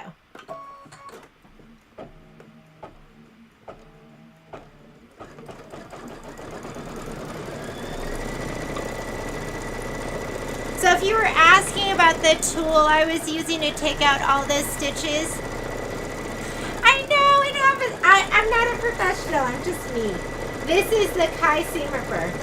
And you know, as long as you're careful with it, because you can cut into your fabric, but not as easily. If you look at like the blade, it's like right there behind the metal. So that kind of let me just take it out more easily. Okay, I'm going to put my gray in and then we'll be all caught up. I'm going to redo that placement line. Yes, it happens to the best of us.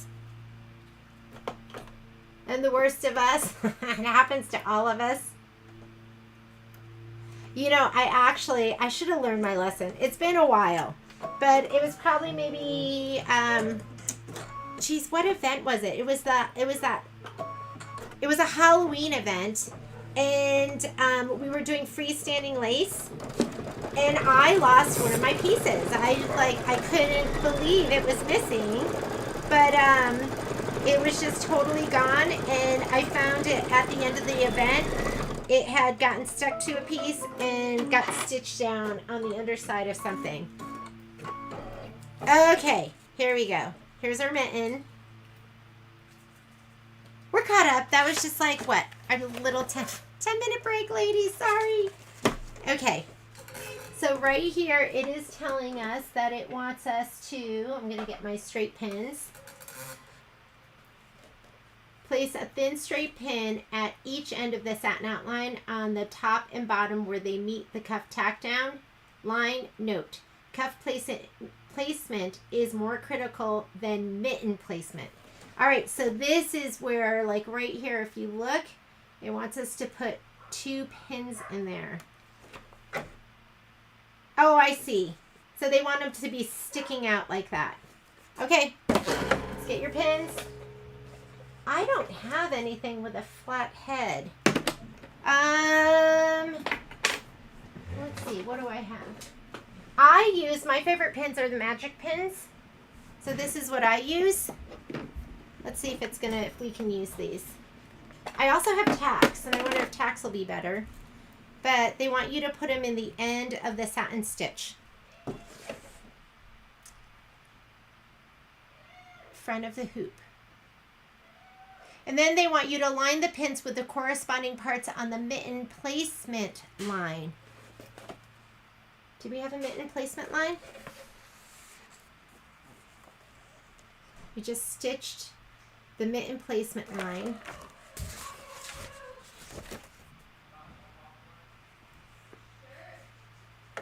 I think right here.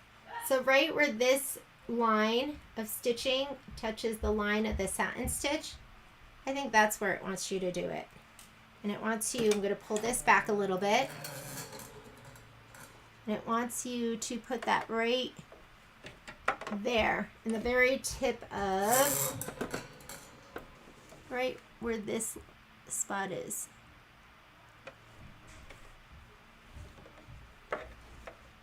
And then I'm just going to kind of poke it in there. I want you to do the same here, right where that touches, in that spot right there.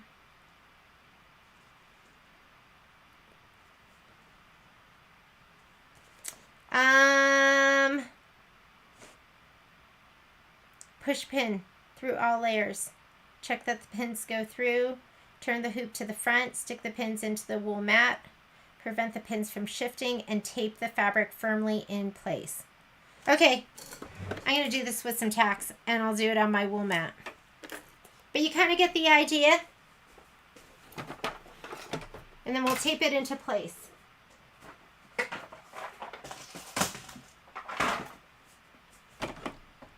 I'm going to take it over here. Take this over here. This over here. And I actually don't know where my my tacks are. I was thinking I'd need them. And just poke this in here, and this in here, this and this.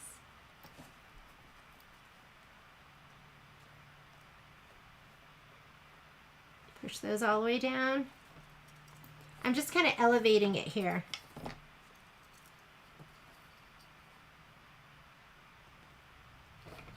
I'm going to peek under here and just make sure.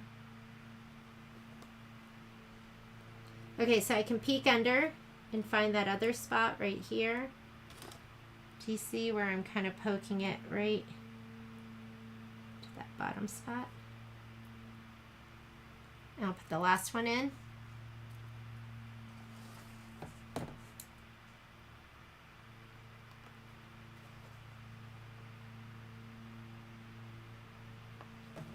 All right, there we go.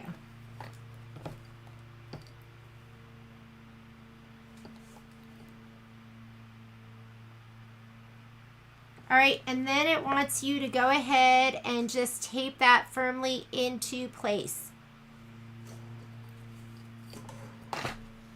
Here's the back, and you can kind of see right where I'm in those spots. Never done this before. So I'm going to just get my favorite tape. This is Transport. I like it because it's really sticky and it rips really easily. I don't know, just wiggle these around and just make sure they're right where they need to be.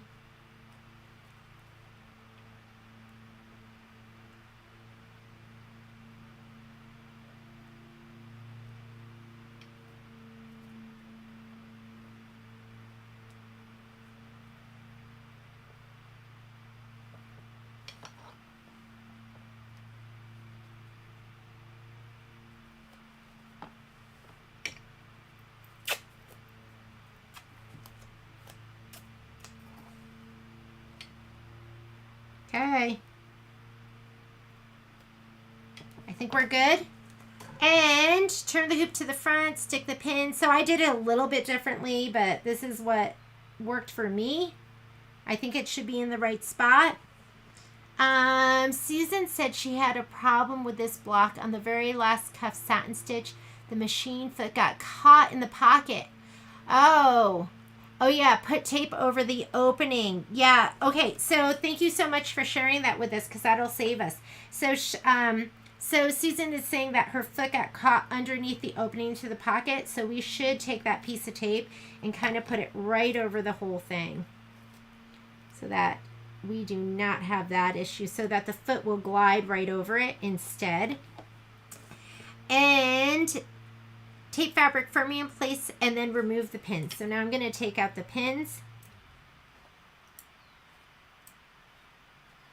Oh my goodness. Okay. Ladies, maybe today's just not my day. Okay, hang on. Hang on. And what you don't want to do is when you take out the pins, don't rip the whole thing back out and have to redo all that work that you just did. Maybe my tape was sticking to my pin.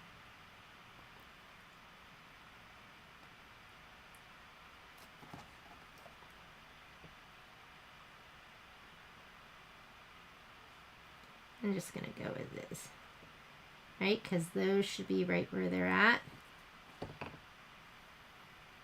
I think my tape was sticking to that pin when I pulled it out. These are in place. I'm just going to hope that all the rest of it is in place. And I'm going to hold this down when I pull this pin out. Alrighty. Oh my God. I know, right, ladies? Some days you just have, sometimes you just have days like this. It's okay. All right, I think we're good. I'm going to trust that those first pins were in place. It says stitch the mitten pocket tack down line. So let's do that. And I'm going to go slow. I'm going to go slow, and I'm going to stop it if it looks like I'm way off.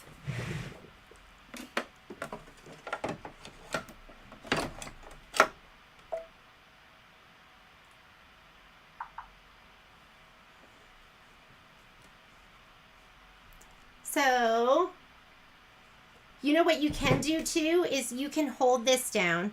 And when you hold it down, it's going to stitch super slowly. Okay, I'm going to hold it down.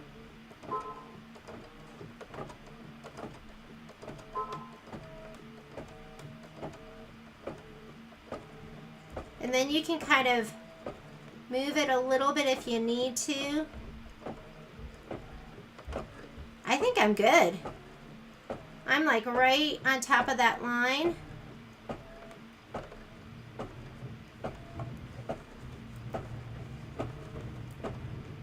Looks good, right? I'm gonna let it go.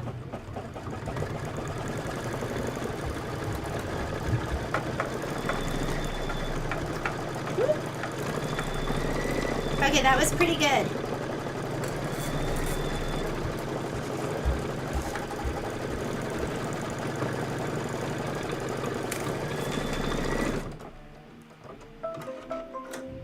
Hope nothing was flipped under. Now we're going to go ahead and that was step number 2, stitch the mitten pocket tack down.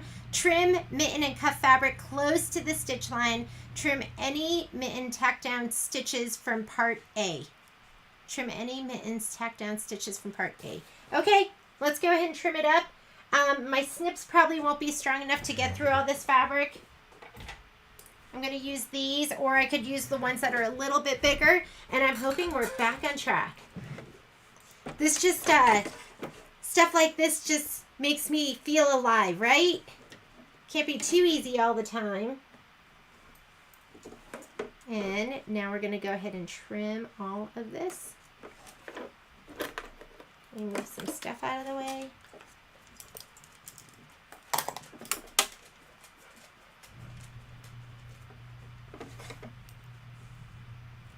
I think there'll be a nice satin stitch to hold this all down. All of this tape can keep it.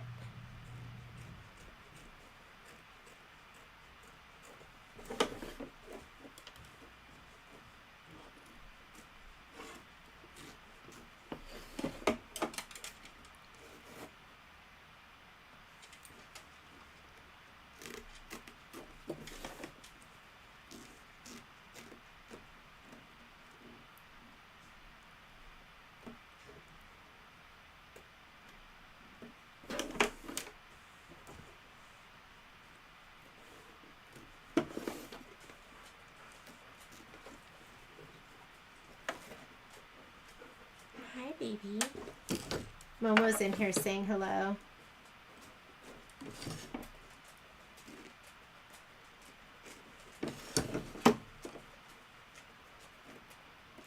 This box just making me laugh.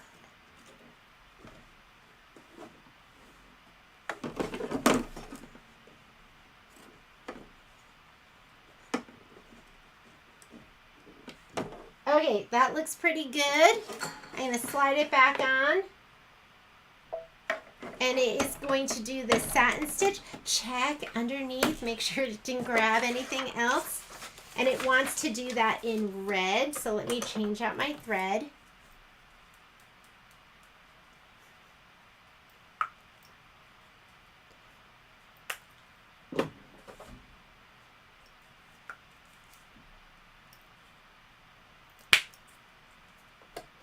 And if you are way ahead of me, just keep going.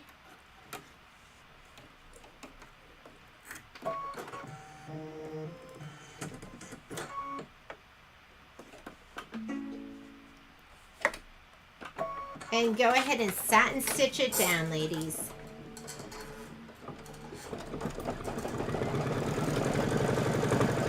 After you do the satin stitch for the mitten outline, then you're going to do the cuff. And the cuff you're going to do in green. And so we can, I'm looking at Susan's notes to see when that got caught. On the cuff satin outline, that's when it got caught. So let's go ahead and we'll put another piece of tape down. Uh-oh, Cheryl, when you said it died, what does that mean? Do you want Patrick to call you?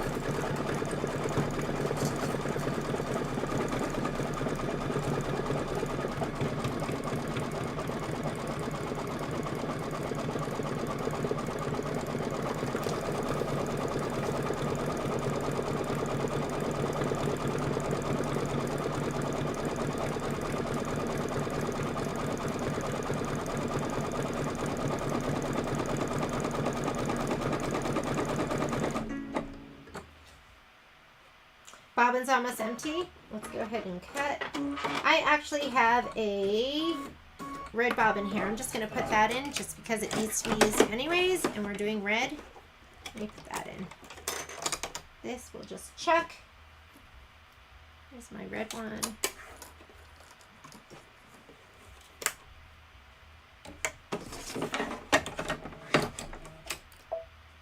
Let's go back 10. I feel like I need to catch up. Okay, we'll see you tomorrow then, Miss Cheryl.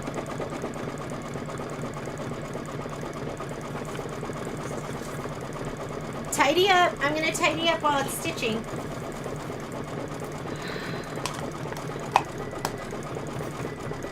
Oh my goodness, can you believe what we just had to deal with?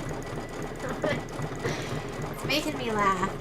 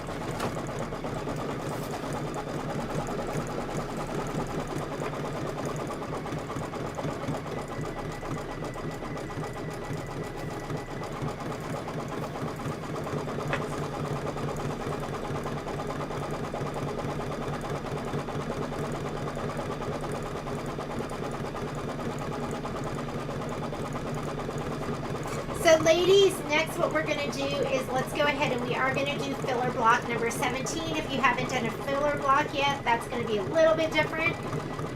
I don't know if we're going to get to these, so these are going to be your homework. Block E, block R, and block R, because you've already done the M. The E, R, R are going to be the same, and then we're going to do tree bucket part B. So that's going to be next. Okay, the cuff. We're going to put our green thread in, and we can put a little piece of tape up there, or I could, you can stop it, and then we can satin stitch really, really slowly.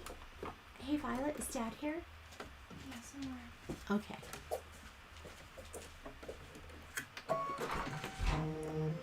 This is where Susan had those issues.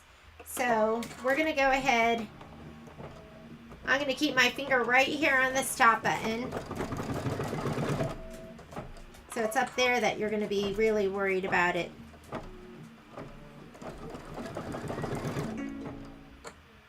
Boop. that one up too. Let's go ahead and put this in.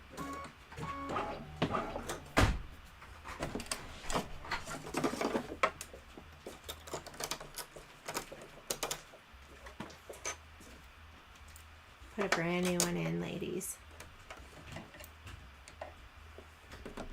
This is the undersewing right now, so I'm just gonna let it stitch. I'm not gonna go back. But I am gonna keep my finger here and just make sure.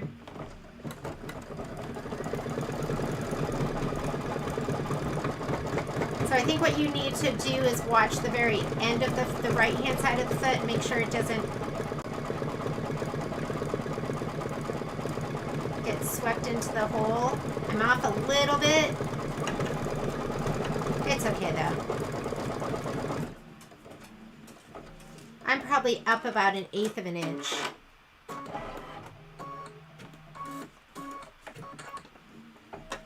Remember, you are the boss. I can go ahead and give it a little pull up here just to make sure.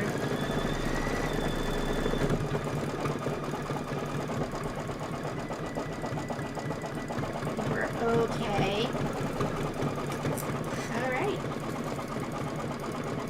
And that's it. Looks perfect.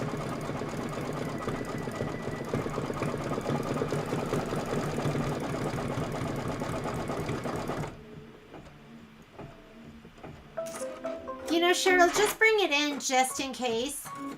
Don't think we're going to need it, so we might send you home, but just in case, you might want to bring the whole thing in. And here is my pocket. You're going to see the right-hand side is pretty perfect. I'm off a little bit here on the left, but if that really bothers you, you can do it again, but I'm just going to let mine be. I think I'm done with this block.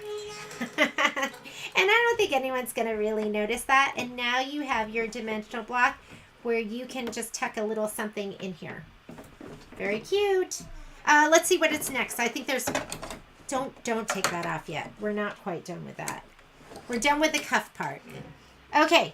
After that, we are going to go ahead and you're going to stitch the Advent number. Let's go ahead and put black in. I think this is a nice beefy number. If you want, you can put a matching bobbin in. I'm just going to leave the white. I think it's going to be fine.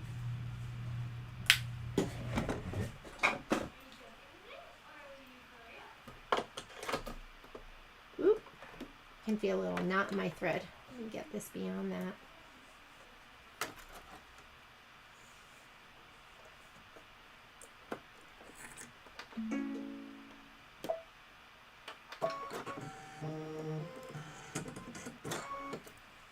This is a nice beefy 10.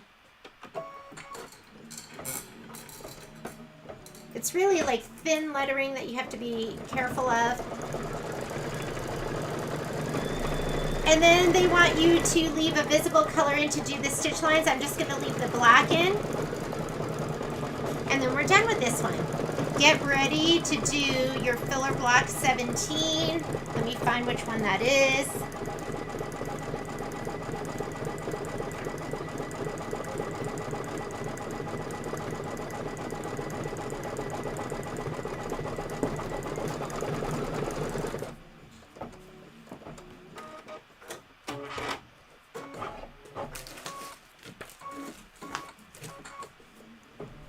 And I kind of numbered them, so this is from the quilting design guide that came with the quilting designs. Filler block 17 is going to be the one that has the colored snowflakes on it.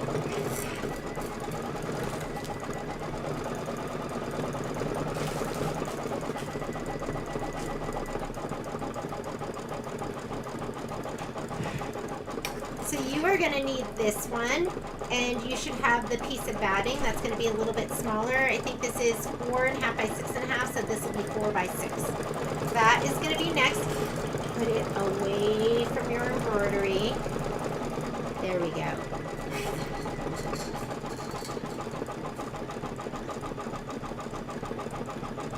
Susan, that's very sweet. I don't know how great it is, but it'll do.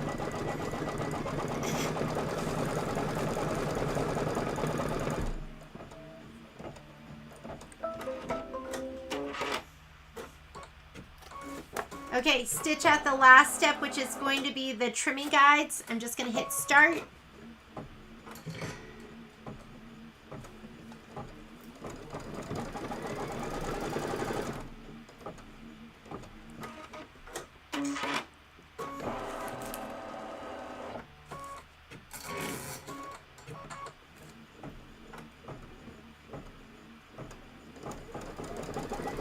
I'm hoping I can fit this last hooping in here. I don't know. It's going to be close. I need enough room that I can fit this in. And I don't know. Let's try it. We'll see. Okay. We are done with that one.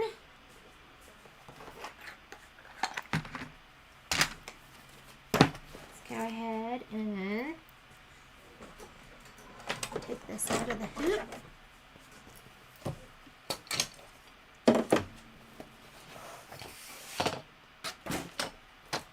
Let's see how much room we have.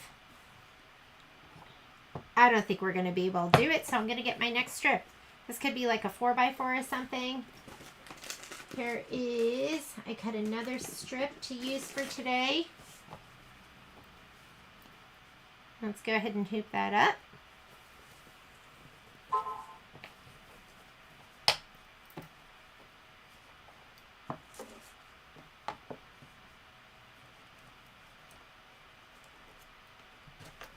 I might have to tighten this up a little bit. Do I have my hoop tightener?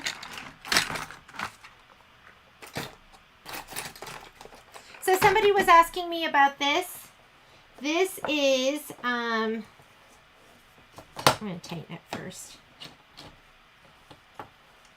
It is called, I think it's the Advanced Screwdriver Set. And so I did put them on the site because somebody was looking for it. It is really made to fit the screw on your machine, and it doesn't work for all of them. So it's going to work with the machines that are high shank. I think it works with those machines.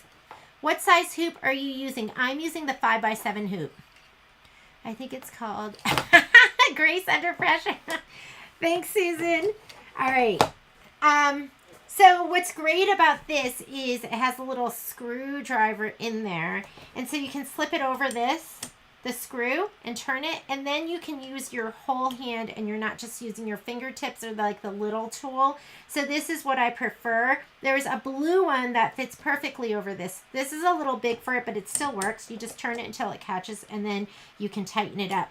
Now you can also use it. The reason I love this one, and this is kind of my go-to. I used to use the blue one too, but now I just use this one because I cannot be trusted with multiple tools. It's really nice because it also fits over this screw perfectly. So the big one right here, that's what it's really made for.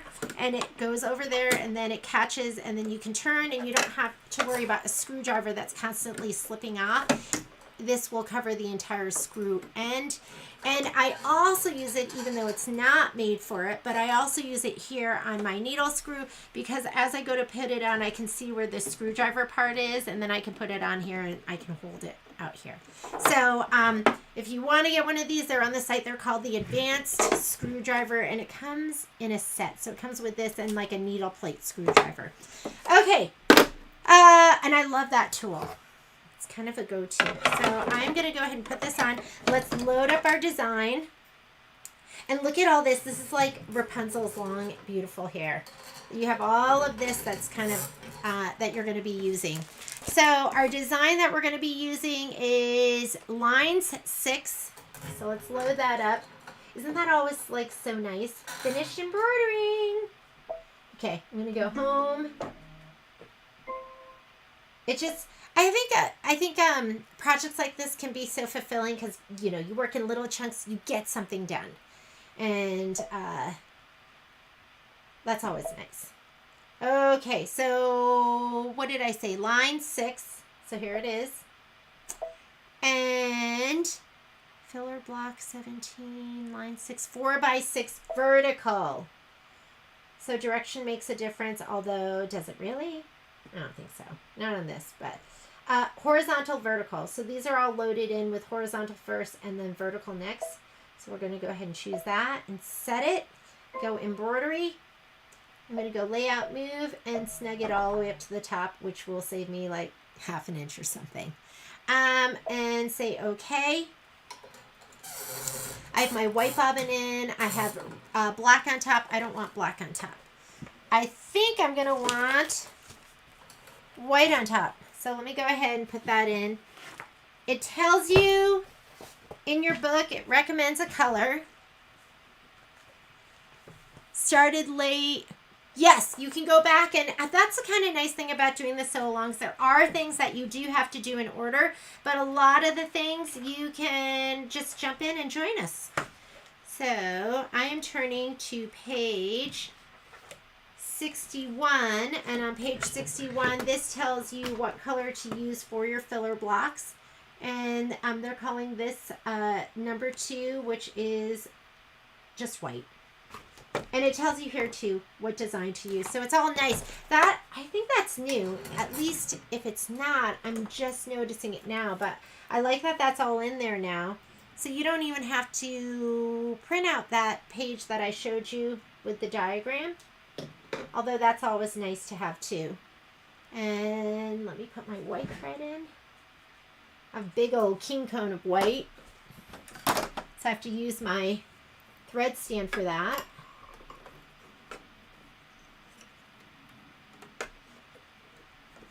Okay, filler blocks are a little bit different than the blocks that have the big background fabric. This background fabric is just going to fit. So instead of stitching out steps 1 and 4 for the quilting, we're going to stitch out steps 1 and 3. So I'm going to give these a little shot of spray. Let me bring up. This is my placement stitch for my batting. So spray your batting and spray your filler block.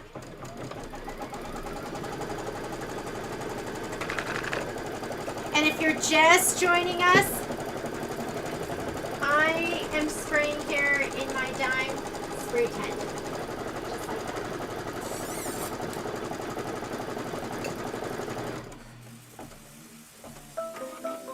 And you don't want a ton of spray. Just enough where it's going to hold it down. You don't want to gum everything up.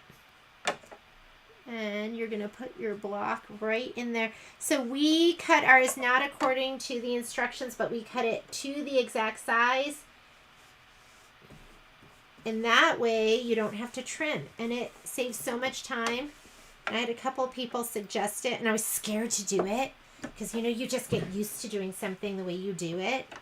And then I was also scared. Okay, I'm skipping the next step, which is the tack down. This is the placement line for your background fabric. So then I was scared to do it because I was worried that if you ladies would find it confusing.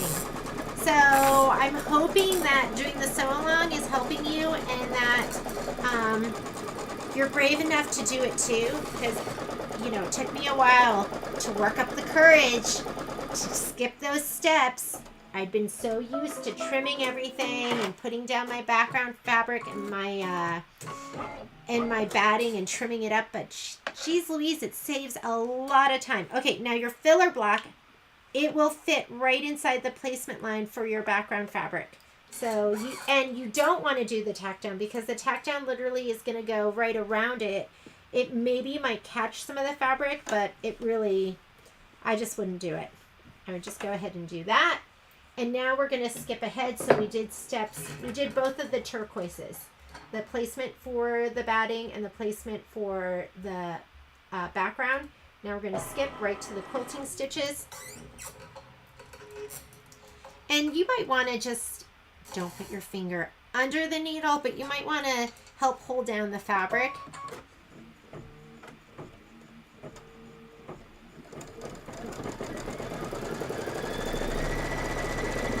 And I call it tickling.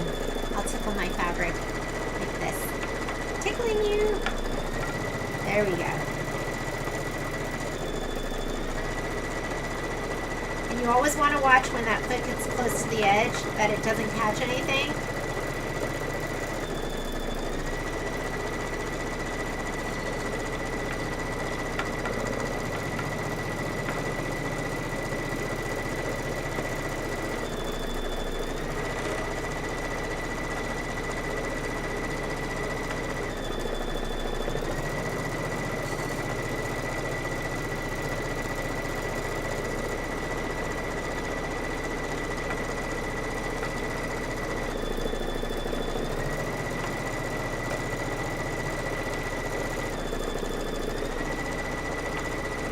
And if it runs off or something, stop your machine. You can always put a piece of tape. I'm like really close to the edge here.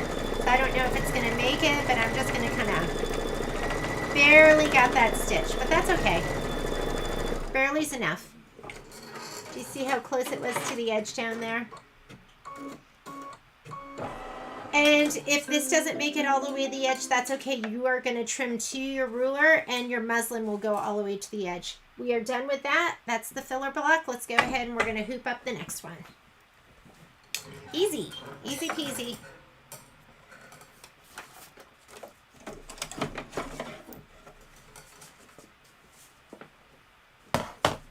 All right, ladies, I am skipping. Where's my highlighter? So this is what we've done. We did mitten 1, snuggle 1, M block, mitten 2, you darn block you, filler block 17. This is homework. E, R, and R. You're going to do those on your own. We're going to do tree bucket part B. So let's grab that. We'll do the ones that are going to be like different. That might be a little more confusing. I'm going to unhoop, pop them up. I'm going to rehoop. Let me open this up a little bit. Remember, this can go underneath your hoop a little bit, underneath the frame, because you have some no-sew up here. Like probably like an inch or something. That's why when people try to measure the hoop size, and this is a 5x7, this is not 5x7. 5x7 is going to be your embroidery field.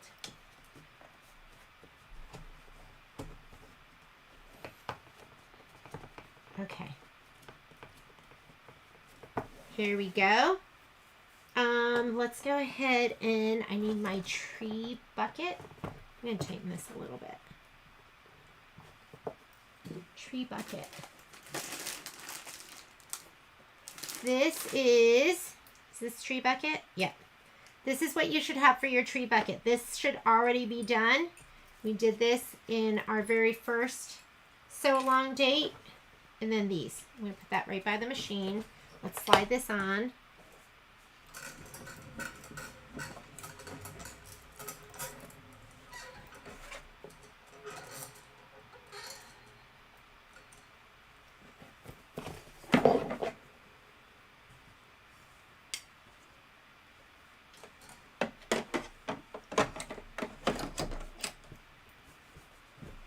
Okay. So for tree bucket, we need to go to page 35. 35 in our book.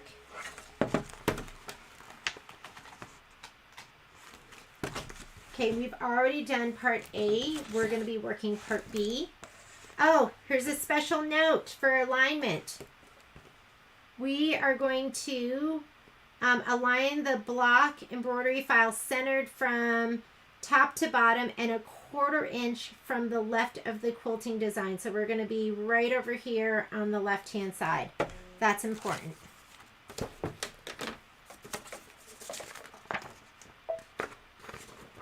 We want plant 3, 4x6. So I'm going to go in here, home, embroidery. Things are in a different place now. I got to get used to it. Okay, we want tree bucket, plant 3. Plant 3. And we want 4x6. So 4x6. And there's only one 4x6. Go ahead and set that. And we're going to add our other design. So add. And we want tree bucket part B. That is going to be our dimensional pockets. Tree bucket. Let's see what it looks like. This is what your design looks like right there. So it's this one right here. Go ahead and set it. And it wants that. So the satin stitch should be touching that, not the leftmost line, but the second leftmost line. So edit. Don't do it with your finger because you might move the quilting design under it. So we are going to move that all the way all the way up to, I want you to be able to see that. The satin stitch should be sitting all the way there on that second most line. So not this line on the left, but the next one. That's what you want. All right. Don't try and move anything right now. We're just going to hit OK. Now these are combined. So now I can move them. What? Undo. There, you got your undo button. Hit embroidery. Now they're combined. Okay? So they're combined. And I have my hoop on there so it's not moving outside of my hoop. I'm going to go layout, move, center, and then I'm going to scoot it up. How is that, ladies? That was so pro, wasn't it? No, it was not, but it'll do. Alrighty. Let's go ahead and we're going to do the quilting and lay down our background fabric first. So for the quilting, let's see what color it recommends. It recommends white, so I'm just going to leave my white in there and go ahead and hit start. And let's grab our fabric.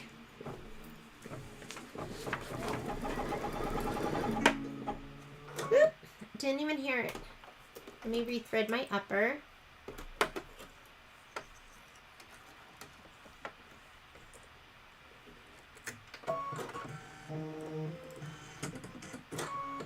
I'm going to go back to the beginning of that. Okay, this is what you need. Go ahead and give these a shot of spray. This is going to be your batting, and this is your background fabric.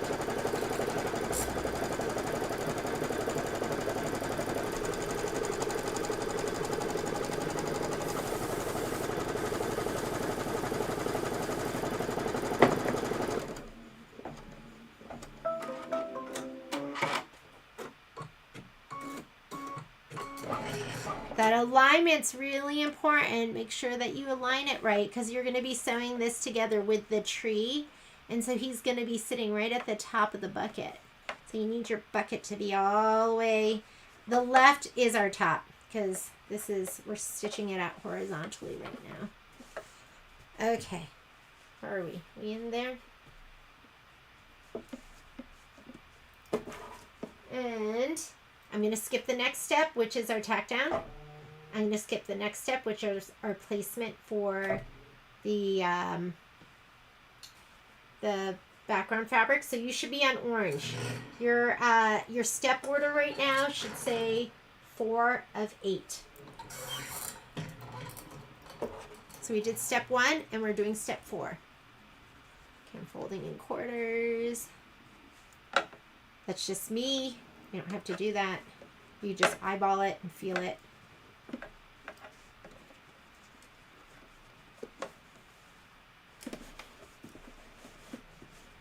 Okay, I am doing this. This is the background tack down.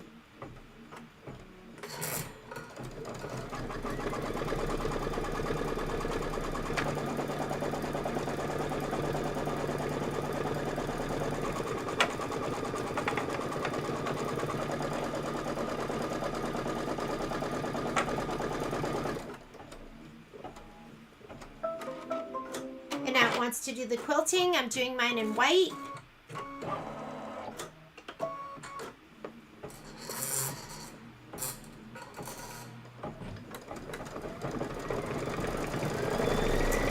Let's see what our special instructions say. And I have the feeling we're going to be doing that whole...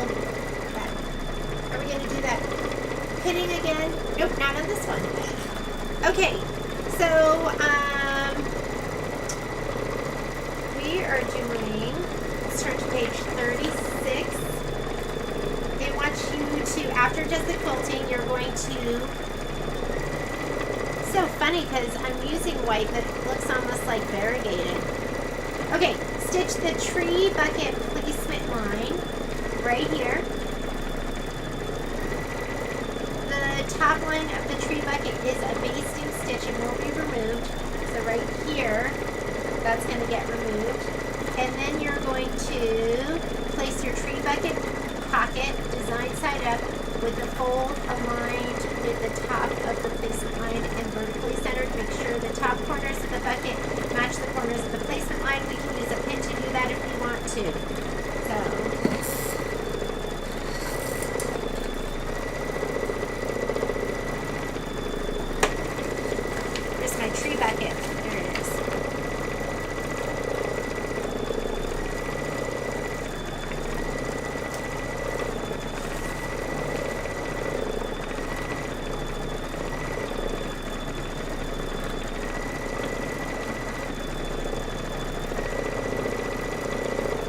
just going to use red for the next stitch out because that's what's going to be, you're going to be able to, we're going to be using that to do our satin stitch. I'm going to go ahead and put red in. Sometimes I stray away from using something so bold for like placements unless it's being used next.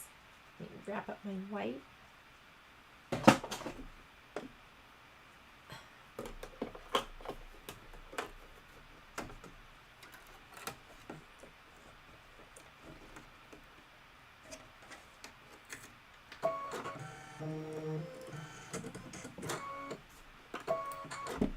Okay, here's your placement line. This is your basting stitch that's going to come out.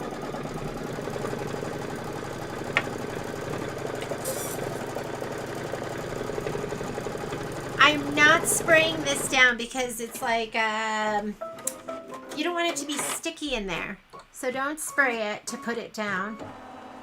So now it says, place tree bucket pocket design side up with the fold aligned with the top of the placement line and vertically centered. Make sure the top corners of the bucket match the corners of the placement line. And then we're going to go ahead and tape that down. All right. So here we go. You have these right here. So those should line up right with these corners. So it should be easy. This one should be an easy one to line up. And this folded edge is going to get lined up with the red basting line. It's a piece of cake. And then I want you to just go ahead and tape it down. Get your tape.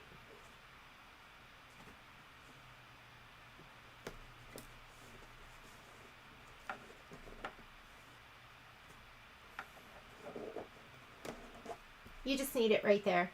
And then it wants you to do stitch the bucket pocket tack down and trim the fabric close to the stitch line. Here we go. This is the tack down and then we're going to trim it.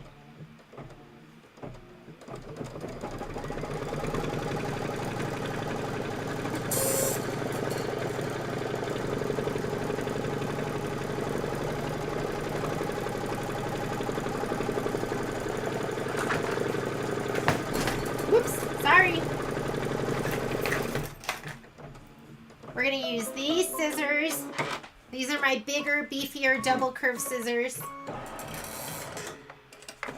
We're going to trim close to the stitch line.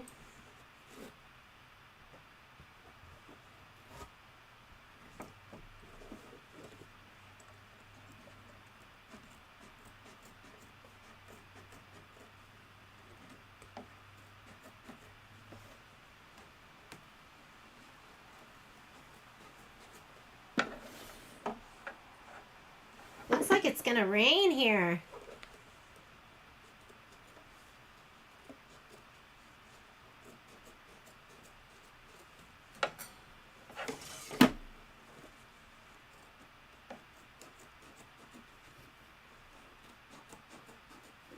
It always helps to hold your fabric upward when you're trimming these. And I think you are too high. Don't forget your seam allowance. Oh no! Am I too high? Oh, well this is, oh geez, you know what? You're right. Okay, Susan. So we do need that seam allowance. So Susan is right. Ladies, you know, you're right. You are totally right. I lined it up. So, okay, ladies, when we go to trim this, and I'll do this with you for the ones who are doing this with me, Susan's right, because you need that 1/4 inch seam allowance, and usually this outline stitch here is going to be, it is going to be your cut line. So when we go to trim this, ladies, and we'll do this after, we're going to move it up 1/4 inch because we need that 1/4 inch seam allowance up here. Oh, I'm so sorry. I didn't see you saying that, but I'm glad that I'm seeing your message now.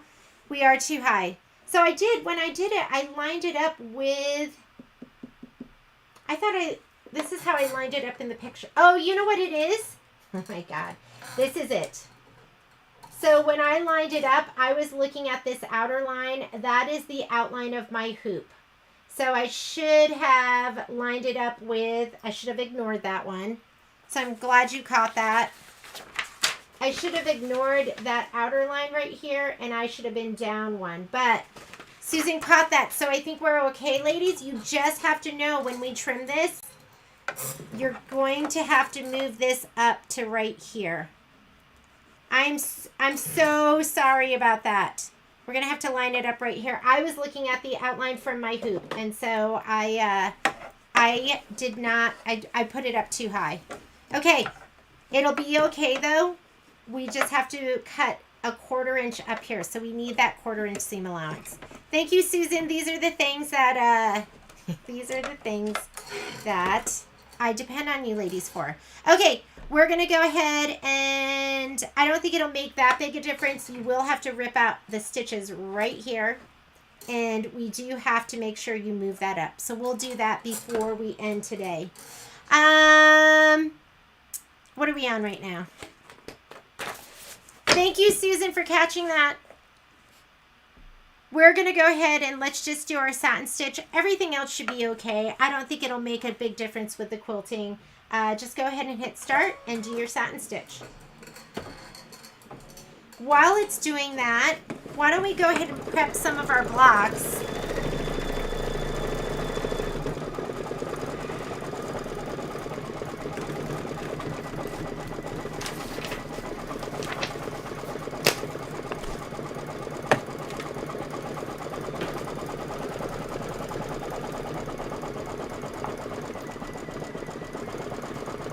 This is going to be 5 minutes of stitching. I know. Karen, no, your machine is not going to line it up perfectly on its own. What my mistake was is, and that I hopefully most of you were like Susan and you caught that. But if you look here, the design's going to be a little bit to the right. Like the top of the satin stitch is going to be a little bit to the right of that outer line. I accidentally counted the perimeter, like the outline of my 5x7 hoop as my outer line. So this, my satin stitch here, I shouldn't have counted that outermost line. That was just the outline for my satin, my hoop, my 5x7. That satin stitch should be a 1/4 inch to the right. And if you're looking at the lines here, I can't do it while it's stitching, but this is the outline of the block, and this is the 1/4 inch away. This red line should have been on here, on the orange line. So this is like, I think this is like 2 red lines or 2 orange lines. It will not, you're going to have to snug it over there. I moved mine too far. But it'll still work. If you followed along with me, we're going to have to cut this a 1/4 inch up.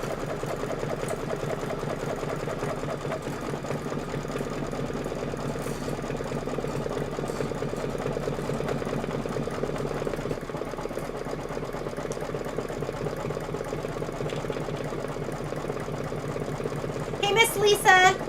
Good to see you. Hopefully you did this block before I did it, so I put mine too far up. I put mine on the cut line. It needed to be a 1/4 inch to the right.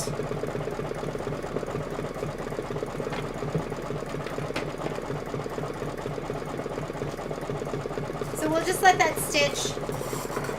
I'm going to heat up my iron. While it's doing that,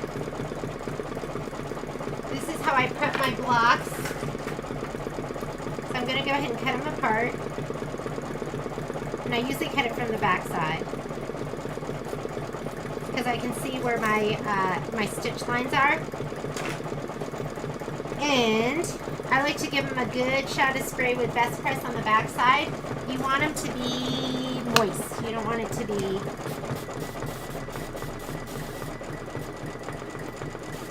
You don't want to do it dry. You're going to look at the front and you're going to see if your fabric is directional. This one's not, but my M is, so I'm going to press in that direction first. This one, I'll do the same thing. I'll go up and down first.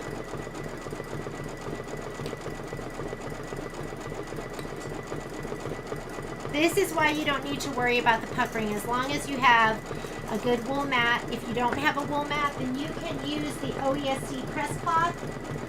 I don't know where mine is right now, or I would show it to you. And you just want something that your design stitch can sink into as you press out the fabric. I'm just waiting for my iron to be all heated up.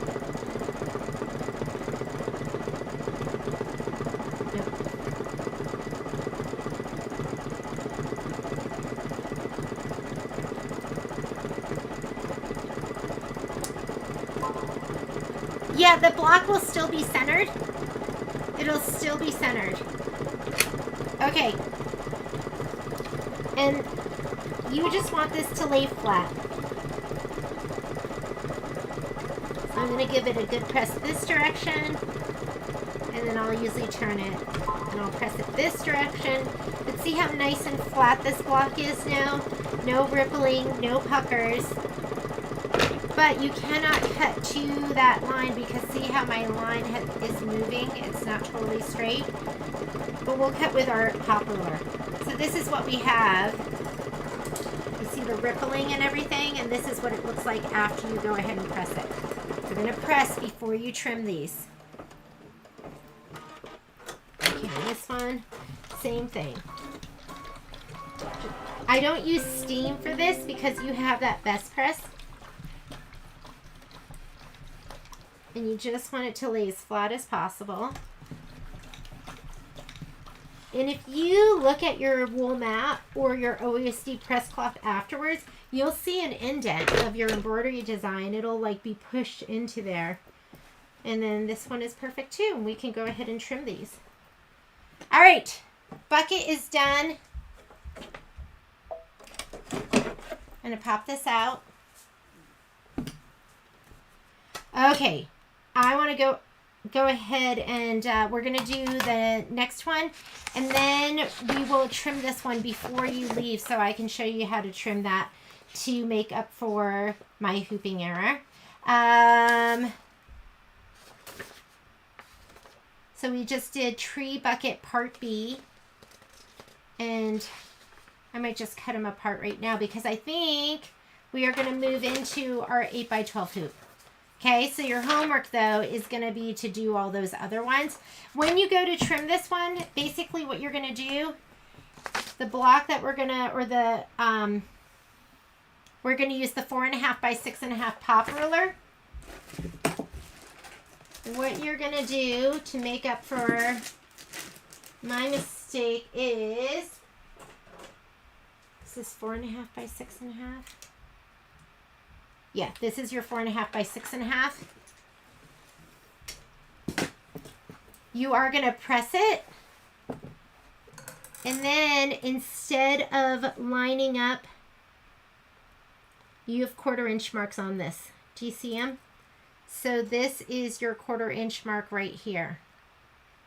Is that going to be it? No, right here. This line right there is your 1/4 inch. You're going to line that up with the top, and that'll bump you up 1/4 of an inch, and that'll give you a seam allowance. Okay? So not a huge deal, but it is going to go into like down here a little bit. That's the best I can do with that one, but it'll be fine when you sew it all together. And I'm so sorry about that, ladies. I'm going to have to give Susan my direct phone number so she can call me. Because I'll stitch and then I'll look at the comments and I don't always look at them. But you're not going to frame it down here. You need 1/4 inch above to sew it down. So you're going to line up that 1/4 inch mark. If you don't have the pop ruler, when you do your regular ruler,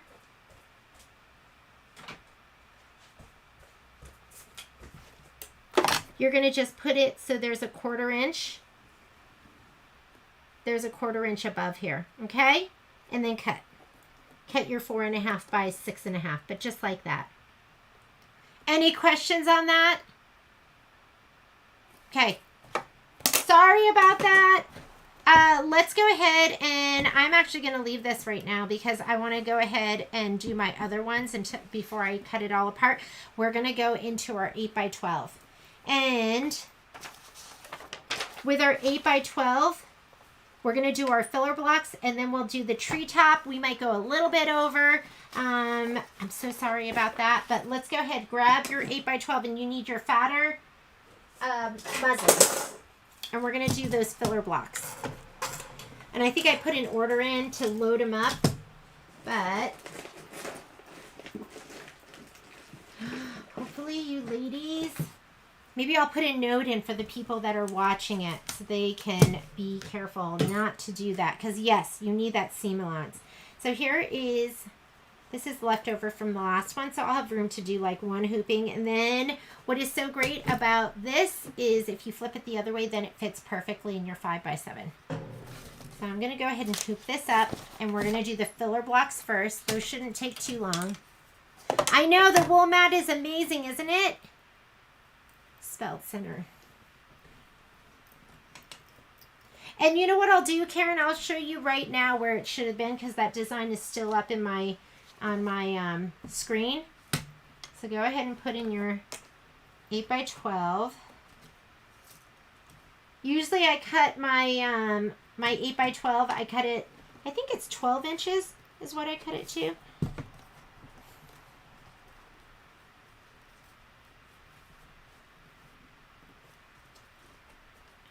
Okay, we're hooped and ready to go. You're going to grab the rest of your filler blocks. Let me grab those.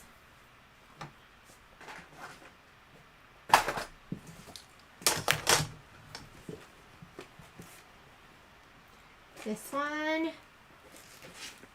Grab this too so you know which filler block is which filler block. Or I'll grab it so you don't need to know. And then you have this one right here. That's one of your filler blocks. This one right here. And then this one. Okay. Here we go. So I think there's 4 of them. And they're kind of long and skinny. And I played with the order of putting them in, so those are all going to fit. Let's go to the machine.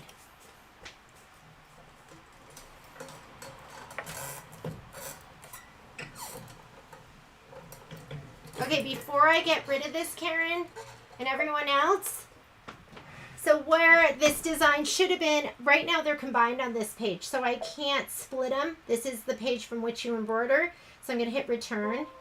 Now I can split them in that top design, and you can tell this one's highlighted. Move. It should have been, I'm going to zoom in. Here we go. So my mistake was I was counting this outer line as my embroidery field, and it wasn't. So what you see in orange, those are your stitches. It should have been right here. That's where it should have been lined up. Okay, just make sure that's how you have it. All right, any questions about that? I've never loaded both the background quilting and the design before. I will give it a try. I would definitely do it. I think it's going to save you time, and it's really not that hard. I'm going to hit OK, go back to my 100% so you can see it. That's what it should look like. And then if you're not sure, you can always go, Susan, does that look right? And then Susan will tell us if it looks right or not. Once you go embroidery, then it combines your design, and then you can move it. And it's going to stay grouped as one. This is what I loaded that shows you my 5x7, but that's what it's going to look like. Okay. All right, ladies, let's do filler blocks. So I am going to go ahead. I'm going to go home because we're going to be using our 8x12 now. I'm going to go up here. That outline's important when we're putting multiple designs in. And there's the outline of my 8x12. This stuff we can all get rid of. So I'm going to hit return, delete, delete. And let's go ahead and load our designs. So we are going to be loading. Let me get all my handy dandy stuff. I put an order in here. So first one we want to load filler blocks in this order. So 19. So filler block 19 is, and really we're loading the quilting design. Okay. Filler block 19 is going to be tree 1, 2x10 horizontal. So tree 1, 2x10 horizontal.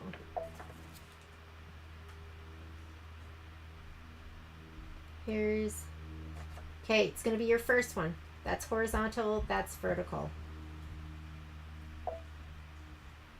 Set it.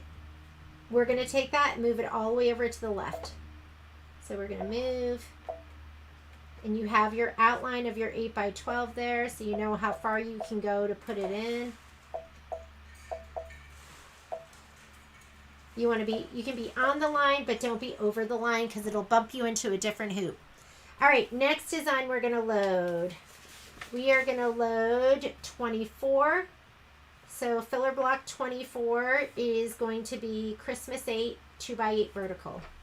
So hit add.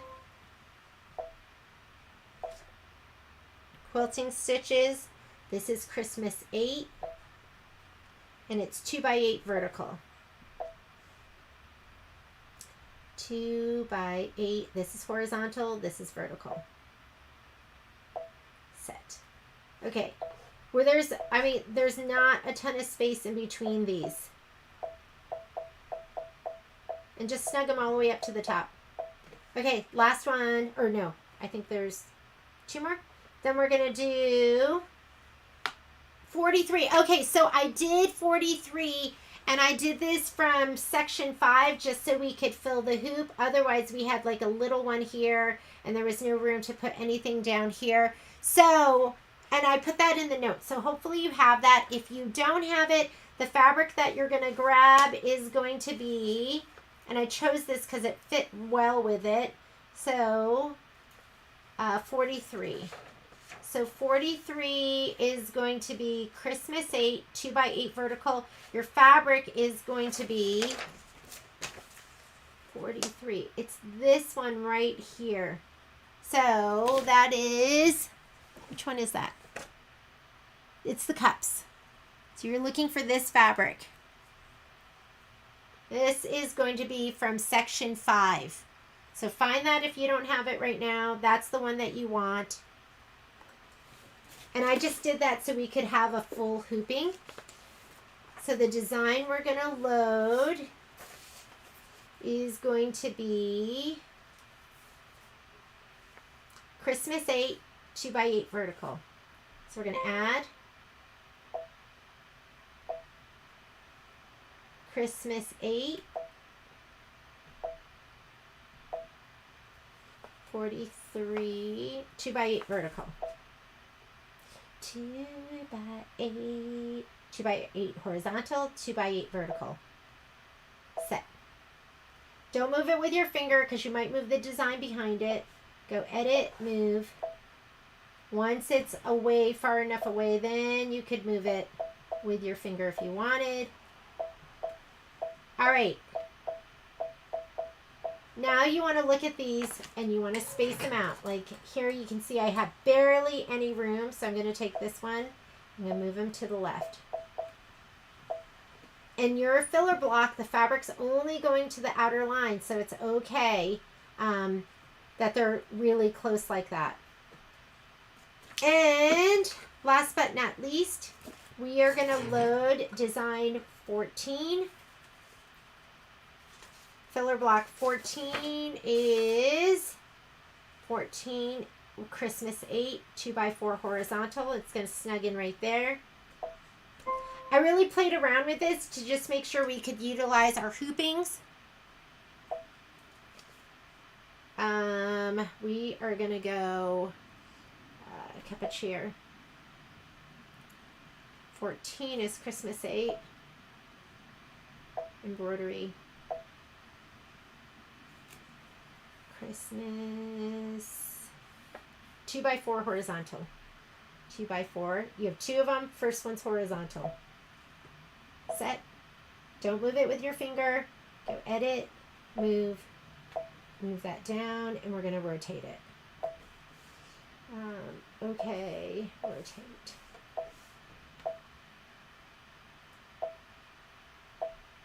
And there you go. Okay? Something just like that.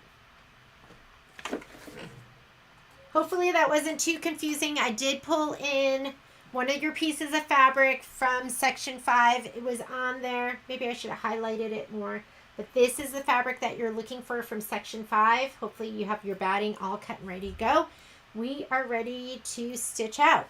Let's look at our thread colors. So if you look at this page right here, we're doing these blocks. So we already did this one. So you need thread for number 1, which is going to be the green. You grab that. We need something for 3, which is going to be white. Grab that. And the bottom one down here. So I did do a contrasting color. I think it's going to call for the mint, but I'll pick out some other color for that. I don't know what I'm going to do. I'll probably do, even if I did this darker color, I'll probably do this. Okay, and the last one from section 5, this filler block, the pink one, it's calling for white. So we already have our white out. Let's go ahead and hoop up. We're hooped. Let me put my hoop on. Anyone have any questions about these and what we're doing right now?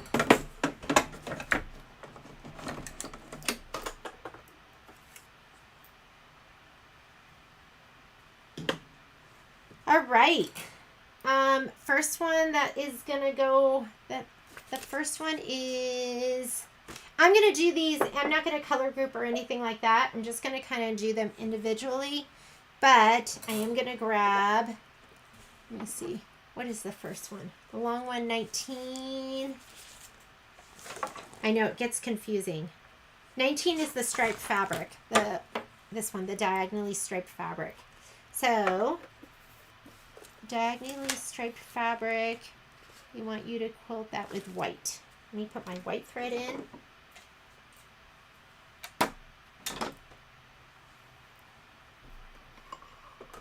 And of course, you can do this any way you want. This is just how I do it.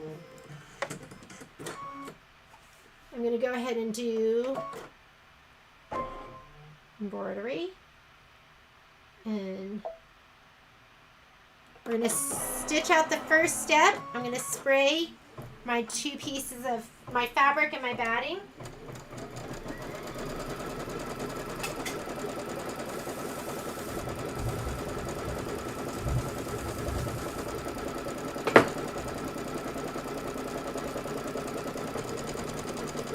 We're going to put this down first.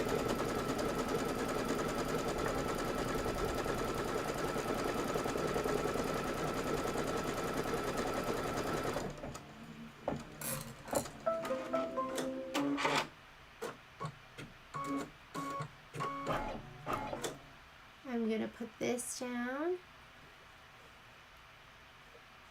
right inside this stitch line. So the only issue you'll have with that other block where I had you put it too far to the left, you will have a little batting in that bottom seam, but it should be fine. Okay, we're going to skip the next step, which is the batting tack down and trim, because we're not doing that. We are going to do this. This is the placement, so it's your next turquoise. It's step number 3. Go ahead and stitch this out.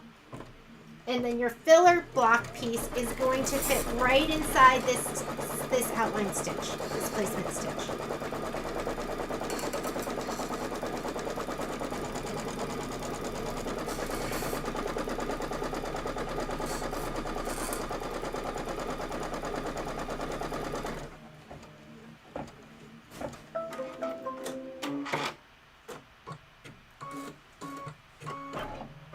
Okay, and you're going to put this down and it should fit right inside that placement stitch. I'm going to tickle my fabric as we go just to make sure. And now we're ready. I'm not doing the next stitch. So the next orange, skip, that's your tack down. It'll just go around the very outside. We're going to do the quilting stitches. So let's go ahead and do this one.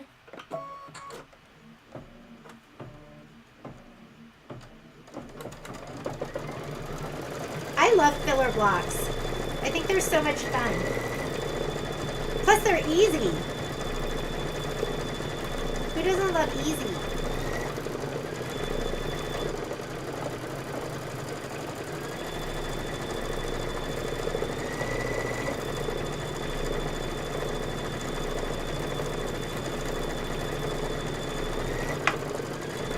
And after we do these filler blocks, we are going to be doing the tree top. And you'll have all your blocks that you need to stitch together section 2. Aside from the ones that we didn't finish, which were the E's, the E, the R, and the R. And while you're at it, I think you should do the Y too. I think that'll be homework as well.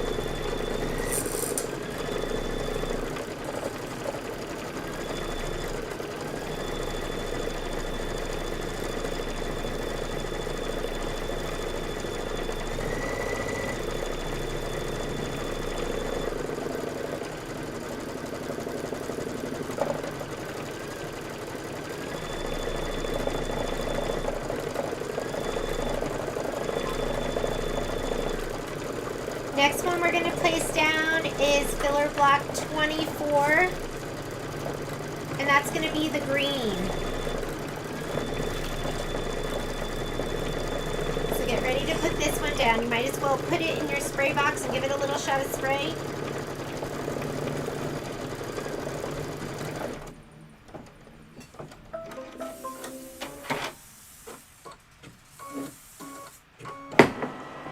And that one is done.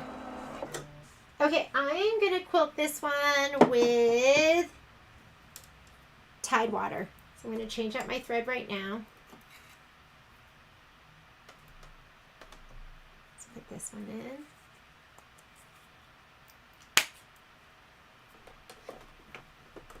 Hopefully you have an 8x12 hoop. If you don't have an 8x12 hoop, number one, you can always reach out to me. We always do deals on hoops and things like that. And then if you don't have an 8x12, then see what you can fit into a 6x10. If you don't have the 6x10, you know, you can just work with the 5x7. But some of them, you are going to need that big old hoop. If you have a 9.5 by 9.5, you could have put that in there. So this is the placement line for the batting.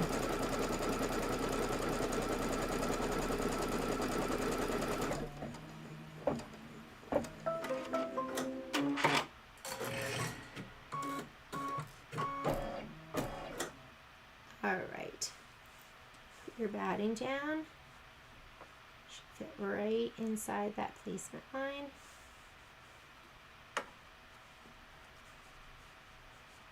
We're going to skip the next step, which is the tack down. We're going to do that step. That's the placement line for your background for your filler block.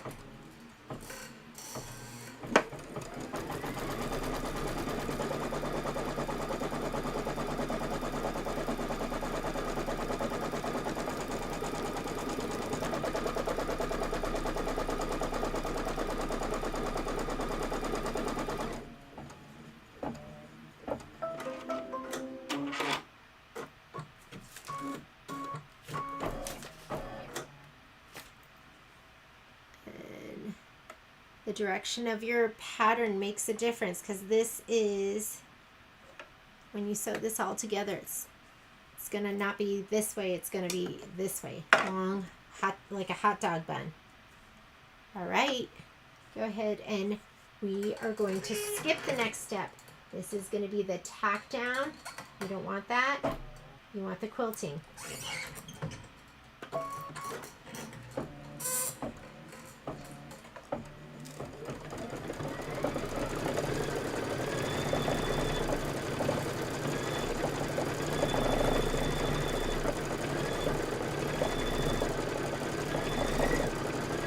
Oh, for the brunette, yeah. So I know. That might be the biggest hoop you have. When you're ready, Susan, you can always contact us. There's certain machines that we can sell online. Certain machines you do have to get from your dealer, though, from your local dealer. And then we always have great used machines too.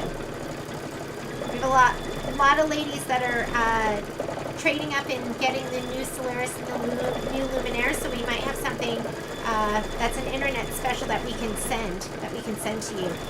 So, and we try to make crazy deals.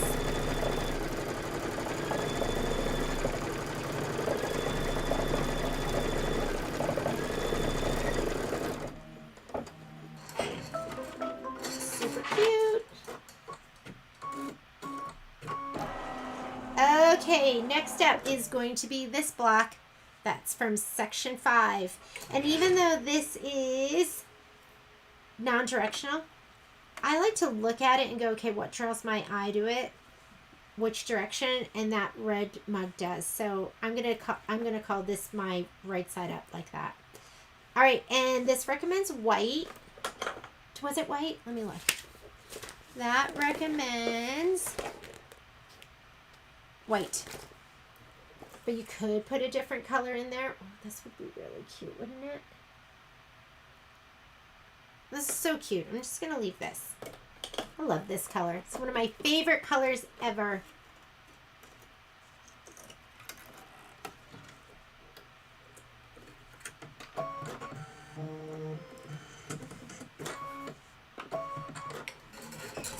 Okay, first step is going to be the placement line. While it's doing that, I'm going to spray my batting and my background.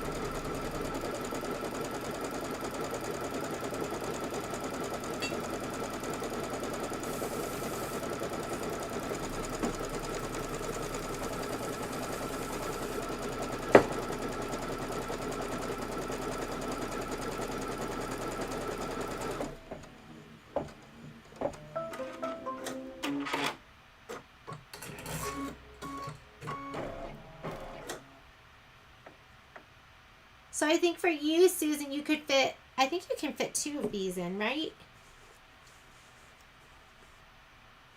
Ooh, mine looks a little long.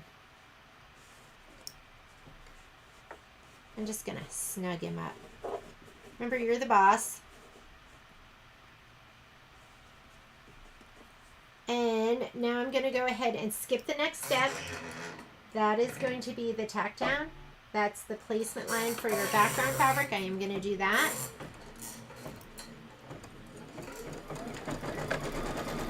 My batting's a little, it's probably like 1/8 of an inch over, but I don't care. It's thin. If some of that gets sewn into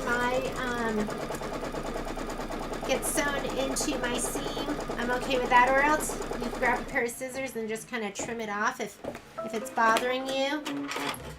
I could just go. Maybe I just cut it a little thick there. I mean, look at my batting. This, I don't even know what this was used for. I drew on it and everything. There. Then you can make it perfect. Okay, we're going to lay this down and it's going to fit right in. Oops.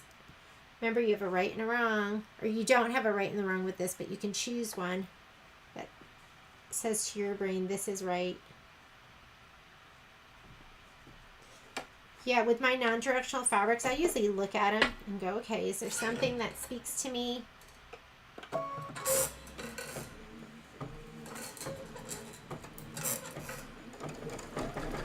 Oh, So that is the that's the tack down for the background fabric, and see how you can't even see it at all?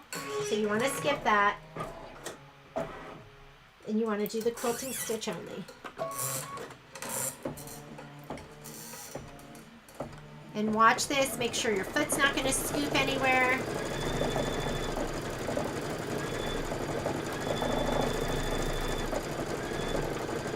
Oh, the clear blue tiles are fantastic.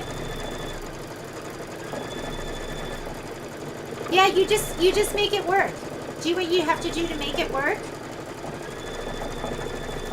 My first machine, my first embroidery machine, I bought a Sophia. Because I had a girlfriend, it was when my kids were 2. I have boy-girl twins. And we started making stuff for our girls, and her stuff was cuter because she would put embroideries on it. So I was like, ooh, maybe I should get an embroidery machine. So, but I didn't know if I was going to like it, and I ended up getting a Baby Lock Sophia with a 4x4 hoop, and I loved it, but I outgrew it instantly. I was like, this hoop's too small. So then I did a really slow, painful progression. Then I bought a Baby Lock Allure with a 5x7 hoop. Loved it, but outgrew that hoop. And then the owner of the store at the time called me, and he had a trade-in. So we're doing this one next. So bumpy side. There we go. Go ahead and spray it. Color. I'm going to do this green, so let me change that out. So I got a call because I had a used machine, and it was a Baby Lock Elegante, and Patrick was away that weekend, and he was like, do you want it? And I was like, well, Patrick's not here, can't ask him. But I thought, forget it, I'm getting it. And I got that machine, and that had an 8x12 hoop. And then from there, I got a 6 needle, and then after that, I tried Genomi's for a little while, and to be honest, I really think the Baby Lock and the Brother embroideries were so much better. So I went back to Baby Lock and Brother, and I got a 10 needle, and then the Solaris. No, and then the Luminaire. I got the Luminaire, and then I got the Luminaire too. And that's where I'm at right now. Was that it? I think that was it. I better not talk too much. This is when I start not paying attention.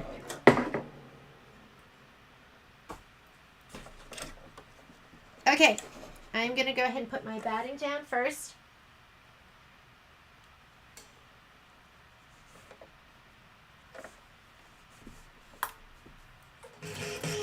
We're going to go ahead and skip the tack down for the batting. We're going to do the placement. Oh, God. Okay, hang on a second.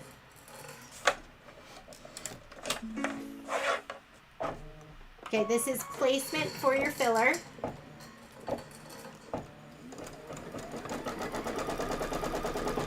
You know, I love that there's so many different ways of quilting now. So you have edge to edge, you have built-ins, you have clear blue tiles. There's so many different options for everyone.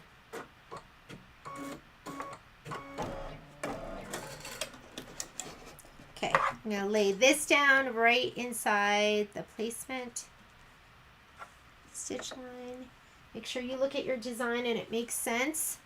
It's going to stitch your stockings out. This should be a piece that goes long and skinny up and down, which it is. Okay, skip the next step. This is tack down for your placement. You don't need that. You want to go straight into this quilting. Am I on? Oh, God. I'm not. And then this is your quilting stitch. And we are going to be done with our filler blocks. Not bad, right, ladies? It's 1:19. We're 20 minutes over. If you have stuff to do, I totally get it, but I am going to stitch out that, the treetop. I'm going to stitch out the treetop, and then whatever we don't get done, that is your homework.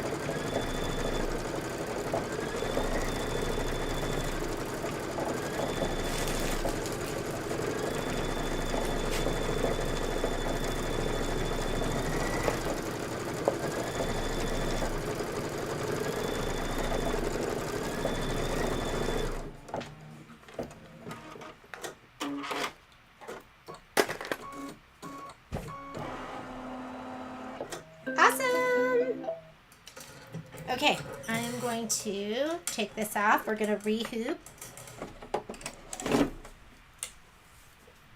I would give you a break, but I think you had a nice long one when I had to rip out all the stitches. I'm not going to have enough room for my treetop, I don't think. Or maybe I will. Let me go ahead and hoop up. See if I do or not. I'd have to hoop up here and... Oh, I think I could fit that. Let's see. Let's go ahead and hoop up. I'm flipping it. This is the very end of my piece that I had cut. And again, if for the 8x12s, I cut these pieces. This is 12 inches. Like 12 by width of fabric.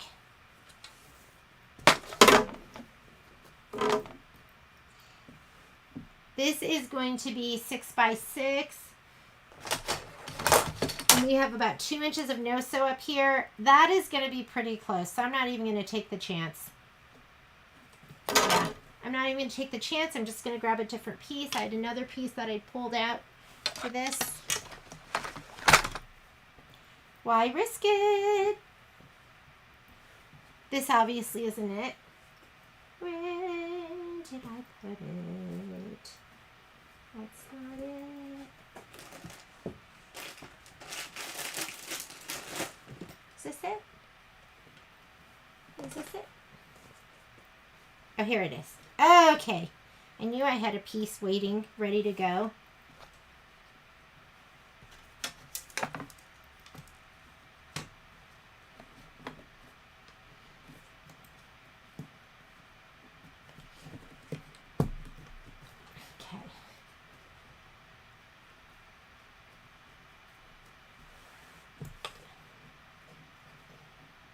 All right.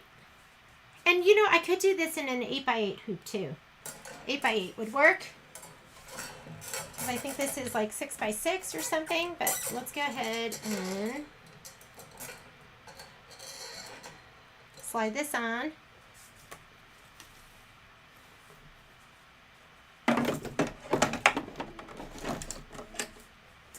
We are doing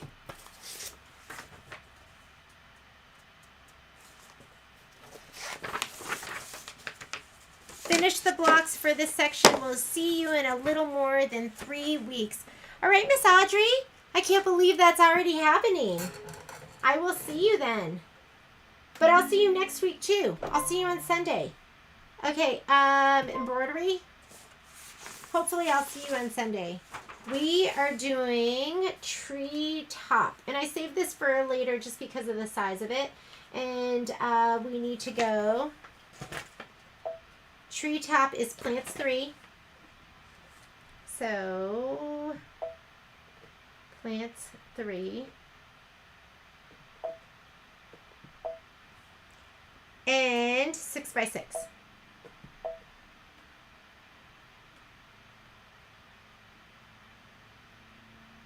Right here. Set. And we're going to go add. And we're adding tree top, which I think is stitching only.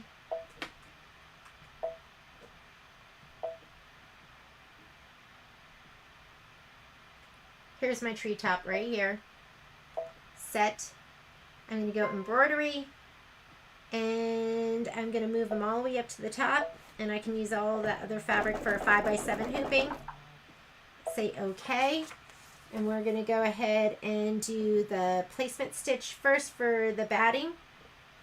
I'm going to go here and go ahead and let it stitch. Whoops.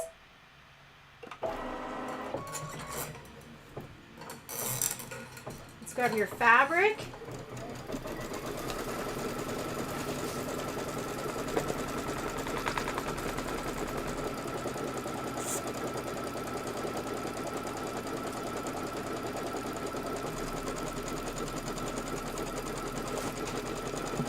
Top is page 29.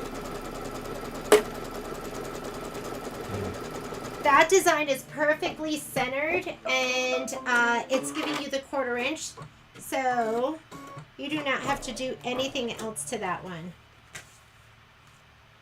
For this one, it says align the center embroidery file centered from left to right in a line on the bottom of the quilting design. Oh, hang on. Align the block. Oh, you know what? He does. Okay, Susan, make sure I'm reading this right, but it looks like we need to bring that all the way down to the edge so it gets sewn in. I can't do that once you start stitching, you can't split that. So what I need to do is did I read that right? Will you ladies make sure I'm reading that one right? Right now it is right to the top of where we're going to cut, and here it's showing that it needs to be a little bit below that. So I'm going to hit return. That's going to split my designs. I'm going to take that design, and the red dots are around the tree. I'm going to go edit. And I think this one is going right to the edge. It's going right to where the cut line is. So I guess it can get sewn in, and there's a little room above it. So move.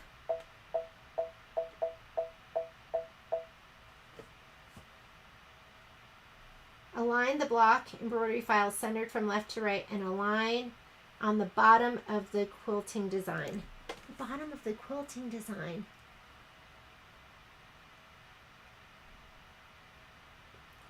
Does that look right? Okay, Susan agrees. We're going to go with that. I'm going to say okay. We're going to go embroidery. So it's down a little bit, and it is on the cut line, right on the cut line. We got to fast forward because I already did that first stitch. This stitch is the placement for the batting. That is going to be the tack down for the batting. That's going to be placement for the background fabric, and that's going to be tack down for the background fabric. So you're doing steps 1 and 4. I'm going to go ahead and give this a shot of spray. You need to connect the tree bottom to the pot when you sew them together. Yes. So it's lined up right though, right, ladies? That looks right? Yes, we are going to be, it's going to be coming out of the pot. So this is already done. I'm going to go ahead and put this down. It's going to go right inside that stitch line. Now I'm going to spray my background fabric. Make sure you spray the woven side. And center it to your batting. And then you're going to tack it down.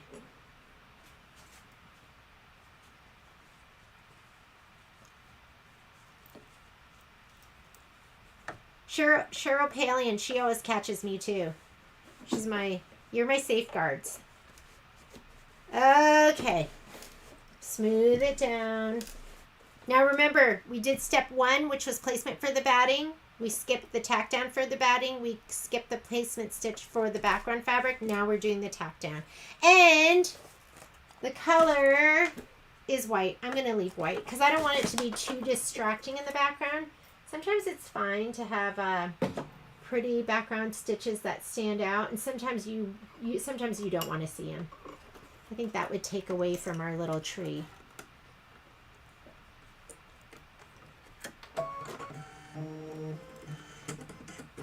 Okay, tack down of your batting or your background. And then we're going to do quilting of our background.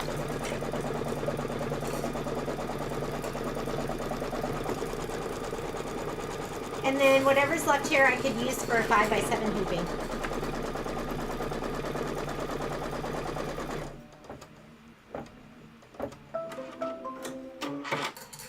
This is what you should see next on your screen. That is going to be the quilting. Go ahead and start.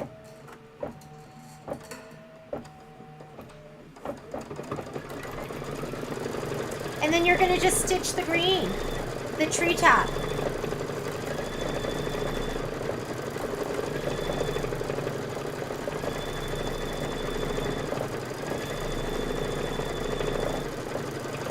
So that's a good thing to point out too. It needs to match. So Whatever you use down here on the bottom, your tree pot, is what you should be using on the top. I'm using the white. So I used white down here too. I'm just going to go with that. But you do want them to match, because this tree top is going to get sewn into your tree bucket with that 1/4 inch seam allowance that we're going to cut to. So make sure you choose the same color.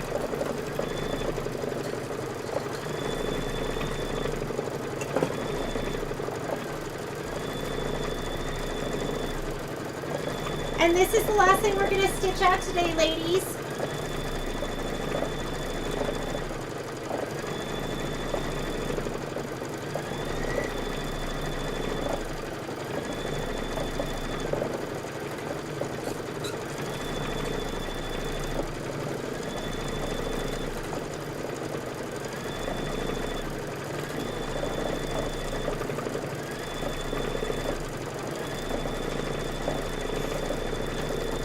Thanks, Karen. Sorry about those couple of things that went a little wrong today, but hopefully that'll help you know what not to do. That's how I always look at it, right?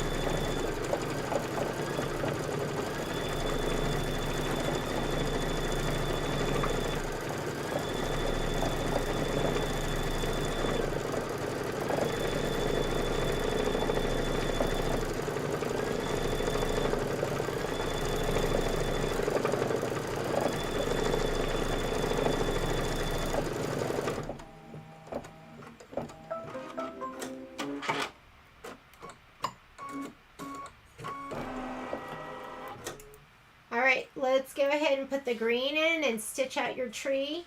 Oop.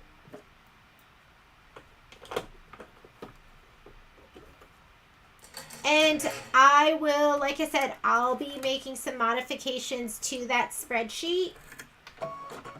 So, and I'll send that to you. Hopefully I'll do it today or in the next couple of days. But yeah, we're going to modify that spreadsheet. There's going to be some homework that's going to be assigned. And I will finish stitching out the rest of this, what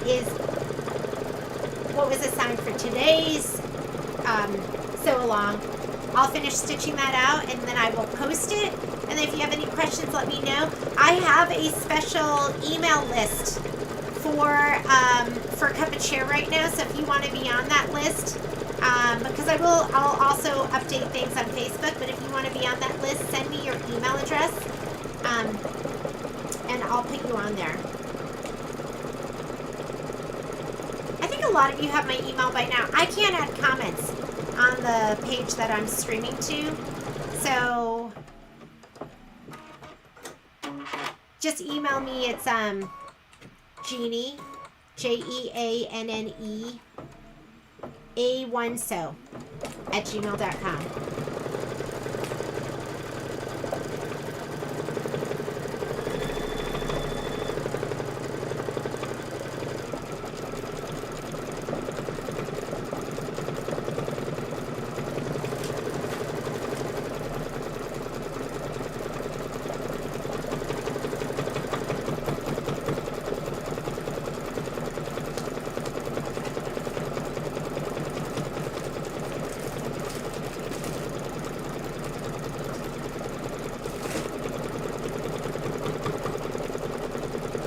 think these are the only ones that didn't get stitched out.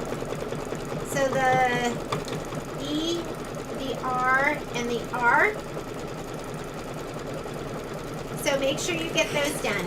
And then everything needs to get stitched together too.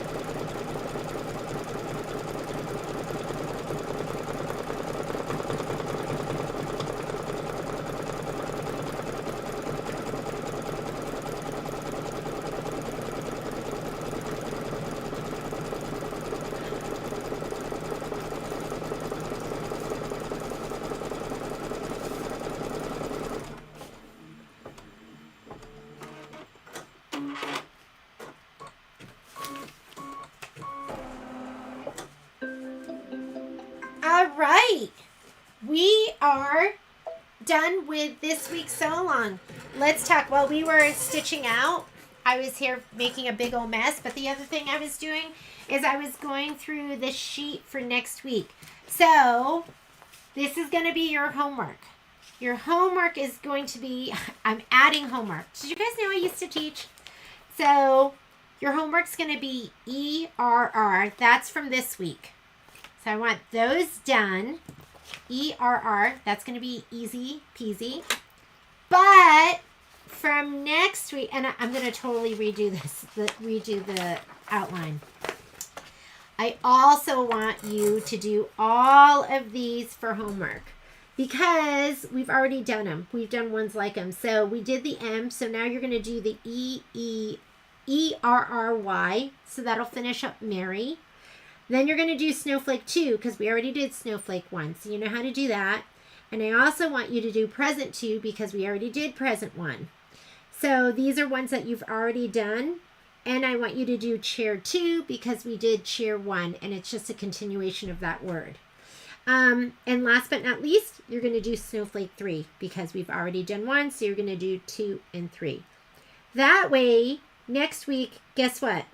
We're going to do sections 3, 4, and 5 because all we're really going to do next week that's going to be new is Star 1. We're not going to do Star 2. You're going to do that as homework. So next week, we're going to do Star 1. We'll do all the filler blocks that go with these sections. And we'll do Gift Box 1 Part B, Tan House Roof, Tan House Part B, and Deck the Halls. That'll be new for us, and Reef. So it's not like we're going to do a ton next week, just the filler blocks. And these that we've never done. So Star 1. And I'll send you a new outline. Star 1.